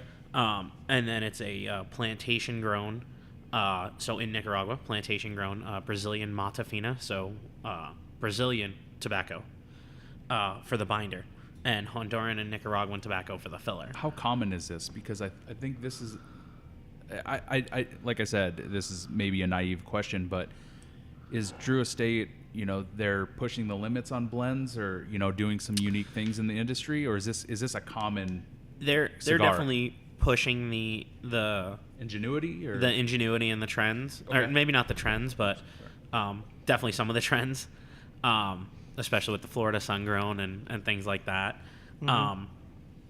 But their motto for the company is the rebirth of cigars. Okay. So So they're not afraid to push some limits and put things out there that are real unique and kind of, For sure. they know the history, they pay homage to the history, but they're not afraid to kind of put it out there. Yeah, and essentially that's what Kavalan's doing as well. We felt as though it was a perfect pairing. This is a distillery that believes that whiskey that comes off of one still blended with whiskey from another still right next door can lead to a better, more superior whiskey, and Sure. that's their mindset. And although that might not be the mindset for traditionalists in the Scotch world, it's something that's progressive and completely legal for whiskey. And once again, so it's like, where do you separate? What you have to allow creativity to have its place in the world. And it's like, just as we talked about flavored whiskeys, there has to be a place for everything. And sometimes you land on something that is so unique and so awesome in its way that you're just like, wow, Yeah. that's better than everything that I've tried because it's something that I've never tried before. Absolutely. You know? This is a really cool pairing for me right now. Just on mouthfeel alone, it's super creamy, velvety whiskey, and with this cigar, it kind of rounds it out. This is a really great pairing. What are you looking for in a pairing with whiskey and cigar? I know strength is a big one, but Yeah. what else are you looking for? I like matching. So a lot of times when you would make cocktails with Jägermeister, you would make it with like different spirits that are, or products even, that are a little bit more aggressive than others on the palate. Typically, you would pair that with an aggressive product like a ginger beer or Something that would hold up. yuzu juice, something that's going to hold up, and push forward.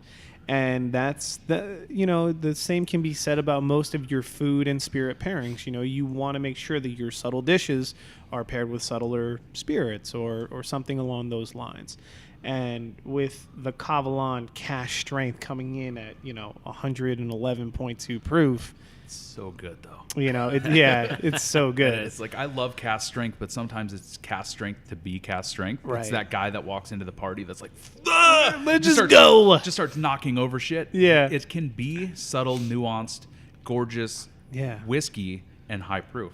Yeah. Just pushing that flavor, Yeah. not pushing the aggressiveness. And You know what that's I mean? the thing that's the beauty about the Dirty Rat and most of the legal line in general, is that you get a ton of complexity, but you're not so overwhelmed by a really heavily fermented wrapper or a heavily fermented blend or something that has a whole bunch of Ligero to it, which, lends itself to be one of the top primings of the plant, typically in tobacco, and has just this really overwhelming kind of, hit to it as Yeah. far as tobacco goes. So it's like, it's one of those things where, like, if you went and you got a Lido Gomez cigar that had a triple Ligero or a double Ligero too at the DL series, I mean, would it work with Kavalan? Probably. I knew some of those words. Yeah.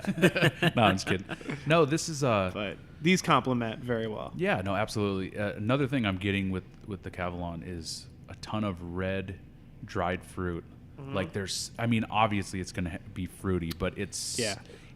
This is hitting on so many layers of flavor. Yeah. You have that roundness because you have the ABV to push it. Right. But it has that delicate, like, dried fruit. And I'm just getting so much, like, raspberry, like, really cool, awesome flavors. This is a really cool pairing. And that sherry definitely comes out Absolutely. on the finish. Yeah, because there's that cocoa, too, and that, I mean, it's there. Yeah. This And is- normally you don't get that, when Sure. a lot of people do a sherry cast finish. You pick up just a little bit of it, but here it's very pronounced. Yeah, and you're seeing it. You see it a lot in Scotch, but sometimes it's a lighter blend, and this is definitely a powerful whiskey with that sherry pairing. It's delicious. So speaking on cigars a little more, what would be a red flag for somebody going into a cigar shop as far as condition of cigars? What are they looking for quality? And because, you know, someone listening, they go to a cigar shop and they're trying to scope out what's a good shop, or, you know, if they're buying cigar from a friend or whatever, what are they looking for? I think that for most people, you know, treat it like you would a sponge. If you hold a cigar, like a lot of people want to smell it first, and that really does nothing. Doesn't do it's squeeze it a little bit. Yeah, Right? give it a little squeeze, not a lot to where you're trying to. That's your quote of the day, by the way. That's what I'm going to put on. You like that? Give it a little squeeze. That's the name of this episode. Mike Priz, give it a little squeeze. Just give it a little squeeze, okay? Treat it like you would a sponge. But yeah, I mean, honestly, like there should be a little bit of give, but not too much give, and it also shouldn't crack, and it shouldn't be too hard. That's when you know that it's been dried out. So if you're smoking and it starts to unravel and shit like that, like, because I've, you know, notably I've made some newbie mistakes, and I've started smoking my cigars, and I'm like, whoops, you know, Well, I let this one go. Well, sometimes they'll unravel regardless, Sure. especially out here in Las Vegas because Right. we have 0% humidity Right. 90% of the time. So, you know, if you're smoking a cigar and you're Facts. and you're smoking a relatively like a larger cigar, you know, maybe something in the Churchill size, so you know, 7 or larger, you'll get a unraveling a little bit. 7 or larger, that's the barometer. Right. Yeah. That's Rob's quote. What are some other, you know, warning signs when you're smoking a cigar that maybe you've gotten a bad cigar? When you start to smoke it, most of the time your ash is going to be white. If you start to smoke it and your ash is yellow, put it down, take it to your tobacconist, tell him, hey, look, there's ammonia in this still, because that's a sign of a young cigar that hasn't been properly aged. So there's still some ammonia from it going together from the construction. Are there some shortcuts that cheaper cigar makers, you know, will instill, whether it be flavor or some other shortcuts that you're seeing? There's not like some distillers are doing wood chips or things like that. There are definitely people that are infusing flavor. But usually, is that going to cover up a, you know, an inferior cigar? Not always. No, because you're going to be able to tell by the construction of it. You know, and sometimes when you feel it, a good way to know of a cigar, and because they're all handmade, it's very difficult to get them every single one the exact same. I gotcha. Are there any Sometimes standout- you'll have air pockets, so okay. you can feel through the cigar just lightly, and how the draw is too, right? Yes. Are there any flavored cigars that are well regarded? Absolutely. Okay. The Drew Estate Acid line Okay. is a very, very well regarded flavored cigar line, as well as the CAO line. Both of them were pretty influential in creating that kind of flavored movement where it wasn't about machine-made Swisher Sweets or Black and Milds. It was about hand-rolled cigars that had natural flavoring added to them. And I know that Rob can speak about both lines probably more so than I can, but I will tell you just in the experiences that I've had over the years, you go to a cigar shop and you're like, hey, what kind of flavored cigars do you have? It's kind of like going to a bar and asking about their whiskey range and then picking out, a flavored whiskey. Sure. It does get a look to it, but there's nothing entirely wrong with it. And everybody has to start somewhere. So going back to the previous conversation with, Cuban cigars and brands that are well known and stuff like that, some people start off with flavored cigars. Sure. And I know that when I was first going through the initial steps of learning about cigars, I bought a couple of CAO flavored cigars, and I bought a couple of acid, flavored cigars, and I tried them, and there's some still to this day. One of my favorite brands was the Java Cafe con Leches. Okay. That I believe was also Drew Estate. And Rocky Patel. And Rocky Patel, yeah. And it's like those cigars, I mean, it tasted like I was having a cup of coffee in the morning. Yeah. And when I was transitioning from jobs to job and I had, a couple of weeks off, like that's what I would do. I'd wake up and I'd have a cup of coffee with a cigar. And a lot of times it would be a Padron Anniversario 35, and a couple of times it would be a Cafe con Leche. That's awesome. So, you could see like almost the parallels between I mean, I hate to call it whiskey, but you're seeing a Fireball, which is, they label it as a cinnamon whiskey, but there's those cigars where it's just punched with like this sweet flavor, let's say a Swisher Sweet, Sure. up to now we have a cask finish to where you're adding flavor, but it's not artificially, it's more nuanced. So you Right. kind of have the same thing in cigars where you have this artificial, kind of, low end cigar, and then you can still get an added flavor later on that's a little more well respected. Sure. So I could see those similarities, but kind of, you're talking about coffee. What unusual whiskey and cigar pairings that you've come across that you really enjoy, besides like maybe a cigar and whiskey? But So we're talking about pairings with both cigars separately and whiskey separately? yeah, because it's kind of hard to say if you had a cigar and whiskey, what would you eat? Or Right. What are some really interesting either whiskey pairings with food or cigar pairings with food that people might not jump out to them at first? I always talk about this. I love cigars and champagne. Wow, really? I love cigars and Yeah. champagne. It's one of my Is favorite that things. the acidity or No, is it actually stems from the carbonation Yeah. and the fact that the champagne, I mean, definitely there's some yeastiness Yeah, to it yeah, that I that really appreciate with the breadiness. cigars. Yeah. Yeah, the breadiness, especially with like Cuban and more of like the really, really mellow, medium-bodied cigars out there, I think is a great pairing, but it's the palate cleansing kind of carbonation and effervescence that I love about champagne when it pairs to cigars. It's something that I've spoken with one of our master somms about big time at work at Southern, because the fact that I feel as though it's so underplayed, and people just, if you have like Ruinart, Blanc de Blanc. I was about to say, call some names out. This is coming out after New Year's, but Yeah. people are still going to be celebrating. So Oh, 100%. I mean, even something like Veuve Clicquot, Yeah. Get that with just a really, really nice mellow Romeo Juliet or a Monte Cristo or something like that. Whether it's Cuban or non-Cuban, it doesn't matter. Yeah. But I swear, like, that will change your life. Or even one of the Undercrown, like, the shade-grown ones that are super-duper light as far as their complexity goes and very, very mild, medium-bodied. Fantastic. As far as whiskey goes, when I was behind the barrel, essentially at Wild Turkey this year in Kentucky, they did a wonderful Russell's pairing with hot cocoa. 2 guests so far that have been behind the barrel. Ryan Clark was also at behind the barrel. But go ahead. Yeah. Oh, so hot cocoa and Hot cocoa and Russell's Reserve. Oh my goodness, that was hot cocoa with it was sexual. hot cocoa with green chartreuse too. Yeah. And root beer. I'm just saying, just putting it out there, going back to chartreuse. But Yeah. Rob, what about you for pairings for cigars and? I really like tea. So green tea Really? for a cigar pairing. Okay. It just the dryness of the tea. I don't add any sugar to my tea or anything like that. I drink it. So almost that tannic drying. Yeah. Okay. So very similar to what you would get out of a wine, out of like a red wine. Sure. What cigar in particular like you'd recommend somebody or a style for a green tea? I like Maduros Okay. for that. So the Padron Anniversario or the shade Maduro. So the blue wrapper undercrown. Okay. So and the a lot of differences. I talk about sun grown and shade grown a little bit. I'll just touch on that. Yeah. Shade grown is basically where they grow the tobacco and there's a big cheesecloth over the whole thing and just growing it in the shade but still outdoors.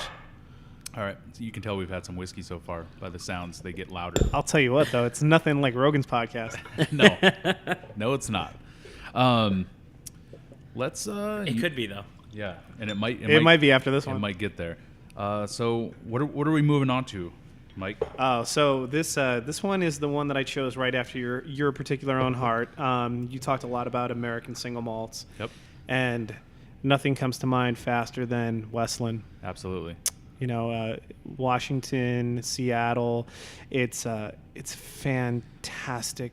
This particular Westland is the peated American single malt, and I wholeheartedly agree that American single malts are the wave of the future. Every single state and city is definitely going to be progressing in that area. Yeah. Westland being one of the best at this particular point, maybe the best in my opinion. I agree.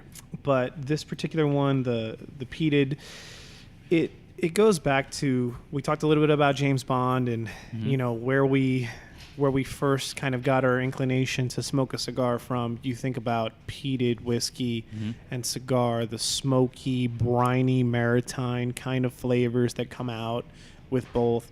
And Westland peated is one of them. The fun thing about Westland peated is that it's American. And, you know, most of our peated whiskeys that we know of come from Isla.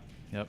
And they're definitely paying homage to Scotch. I mean, you see the non-chilled filtered, the no color added. I mean, it's a lighter whiskey because they're not 100%. loading it up with caramel.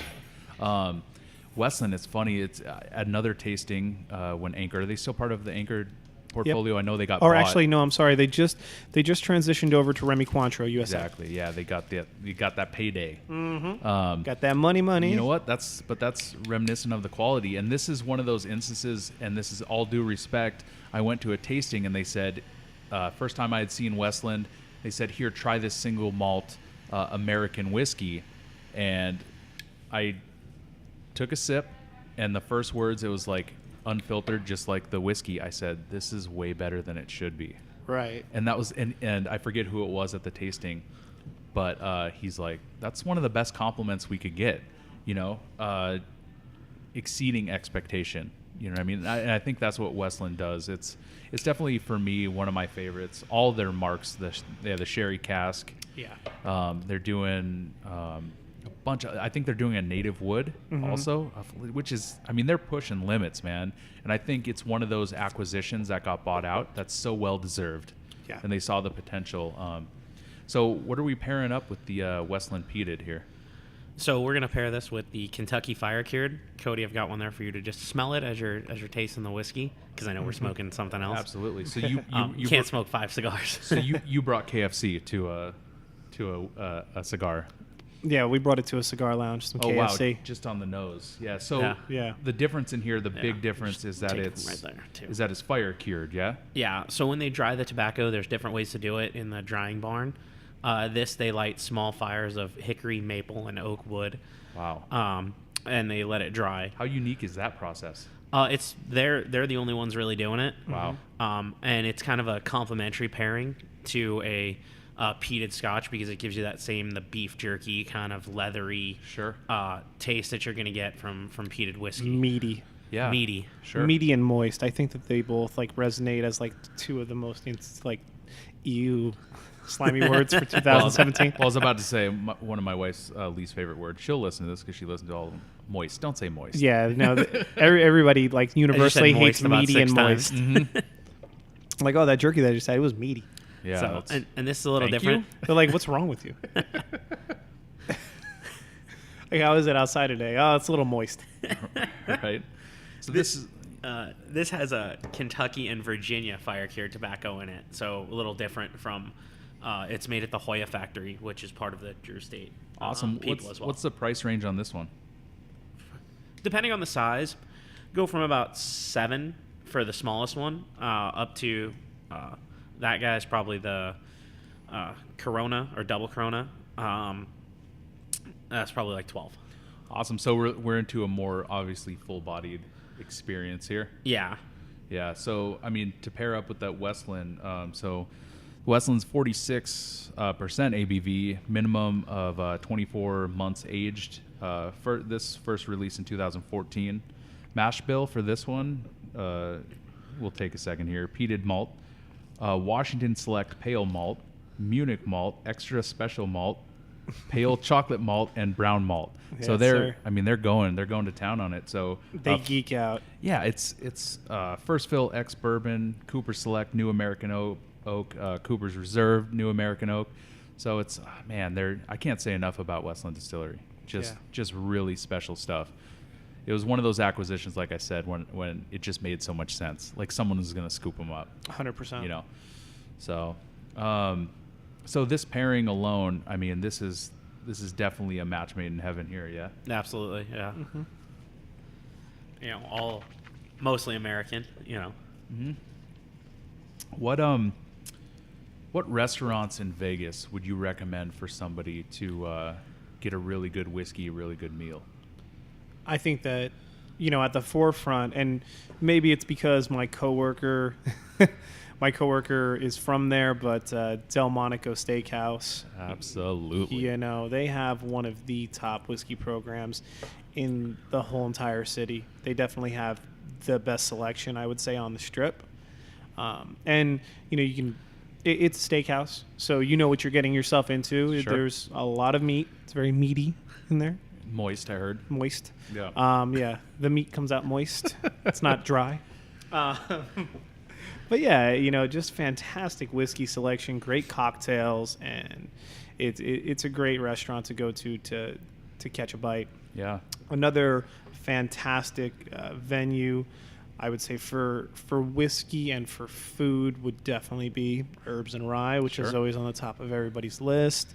And then I personally have not been, but I've heard great things about Corduroy as far as whiskey goes. I haven't been either. Atomic would be another one downtown. Sage. Yes. At Aria. Sage. That's what I was gonna say. Sage. Yeah, it comes up, man. I'm trying to convince people coming to Vegas to go to Sage just to talk to Aaron about whiskey and get some like amazing food. But what about you, Rob? Sage. Well, Sage is probably my top one. They have that whiskey. What's Carnavino? What's the name of the whiskey? Pappy Van Winkle? No. No, they have that whiskey program with it. A whiskey society. Oh, They have the the Whiskey whiskey society Society. whiskeys. Shout out Amanda Victoria. Yeah. Yeah, and definitely Carnavino is a great whiskey spot. Little more Italian driven, Amari driven, but dude, it's as far as steakhouses go, and you can get amazing bartenders there, amazing whiskeys. I mean, anything you want. But what's a restaurant category in Vegas that you think we're missing, that you really wish we'd have maybe a better one? For me, it was a long time. It was barbecue, but it's hard to get good barbecue here. But now we have Roll and Smoke, which I really dig here. But Rolling Smoke definitely fulfills a lot in that category. I also like there was a place on shout out to District 1 too. Oh yeah, I shout mean, out to D1 for their Asian whiskey selection, and I mean, but they're going all over for whiskey. So 100%. I mean, but that as far as like, man, and now it's like the pho time for me. It's like colder out where I'm like, get a little bit get that runny nose type of like, let's go get some. But anyway, in my with my girlfriend now, we enjoy a lot of ramen. And so she lived in Japan for a while, so ramen's definitely on the plate, and it's fantastic. Or in the bowl, as it were. Well, yeah, it's definitely not on the plate. It's in the bowl.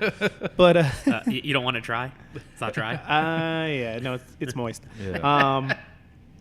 It's one of those things, man, where like, you get exposed to that, and you're just like, wow, this is like perfect. Pho, ramen, all of just soup in general. Yeah. I feel as though as I've gotten older and a little bit more mature, it's just a fantastic category to have, especially during the winter. It's that warm hug again. Yeah, it really is. What about you, Rob? What do you miss? Because I know you have some East Coast ties too. So what are we missing here in Vegas? A delicatessen.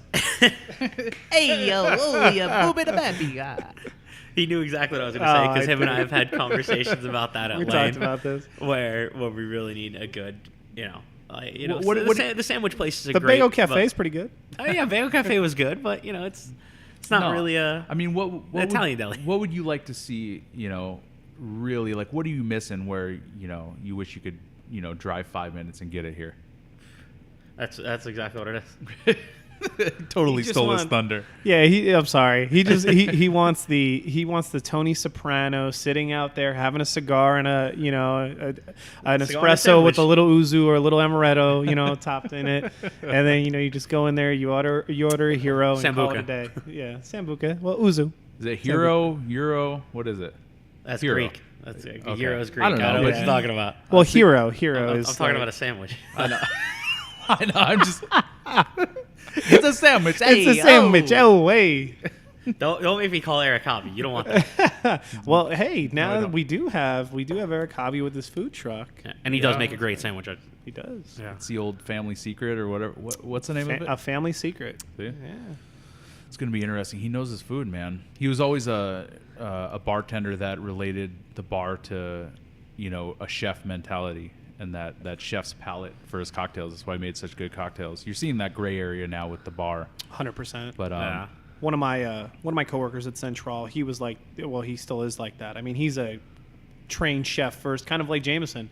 And, you know, just became a bartender because it was the fun thing to do and way to make money. And he also enjoys thoroughly talking to people. Yeah, I've seen so much success from that crossover from the chef side into bartending because they can pick up flavors and their palate's already advanced. So totally on topic, but relating whiskey to things, if the New York Giants were a whiskey this season, which whiskey would they be? Ouch. You went there. Wow. You totally went there.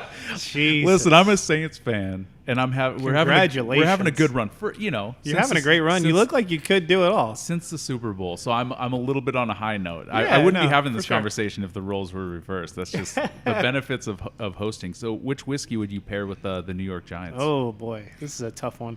I would probably say Rob's a Giants fan too, so he feels the pain just as much as I do. I would probably say if there was one Didn't score any points this week. first time that Arizona got a shutout in 25 years. Jeez. Jeez. And it wasn't even McAdoo's fault. Yeah, exactly. Can't even blame the coach anymore. So I would probably say if there was a whiskey to compare to the Giants this season, it would be The Giants this season and the Giants legacy. the Giants' legacy. 2 whiskeys. Oh wow, two whiskeys. Okay, this is tough. So I would say for legacy, it would be. It's such an odd question. It's such a weird question. But Yeah, but I like it. no, this is great. I would say for this season, it would be.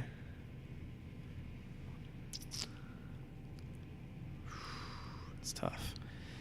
I would say this season it would probably be Jim Beam Ghost. Well done. Okay. It would definitely be Jim Beam Ghost because moonshine was this thing that had such this aura around it that, like, you know what, we're going to take this secret that nobody's been told about before, and we're going to market it massively to people. Sure. You know, and that's where the marketing kind of comes into play. And they had such hope. And they for had moonshine. such hope, just like the Giants had this year. Like going into the season, they're like, "Oh, we are going to go to the playoffs. We might even win the Super Bowl. We got Eli, Odell, this," and then it just fell flat. All right, that's a good one. So legacy. So legacy-wise, I'm going to go with. It's we're talking about one of the initial teams in football that's won 8 championships all time. Here he goes. Okay, 4 Super Bowls. 4. I know that my best friend Mark, he's sitting there, he's like, this mother, kind of thing. But anyway, so like a team that has that much legacy and built around it, I'm going to go with something like Elijah Craig. Oh, wow. Because it's one of the initial teams. It's one of the initial, Yeah. and there's been success, Right. throughout decades. Yeah. And, just like any team that's been around for almost 100 years, you're going to have decades that weren't as good as other decades. There You're you going go. to have successful decades, so on and so forth. And I think that Heaven Hill and Elijah Craig have done a lot to really maintain. One of the things that I always appreciated about the Giants was that you always felt as though that there were certain people that fit the Giants mold and certain people that didn't. It wasn't like there was one person that made the mold and then broke it. Kind of deal. And I feel like with Elijah Craig and the legacy that particular brand has in general, that's kind of where I would equate the Giants I dig to. it. That's a great comparison, where they're staple, kind of always well respected, but Right. some years they kick you in the teeth and they're Right. like, oh yeah, I forgot how good that was. Right, exactly. Kind of like this year with Elijah Craig with winning Whiskey of the Year. I think Right. Whiskey Advocate, the Yeah, I single- can't compare them to barrel. Elijah Craig this year. No, but but as far as legacy, that I think you hit the nail on the head. That was kind of a weird question, but it is what it is. But this has been a amazing lineup. Anything else you kind of want to give the listeners that you want to talk about?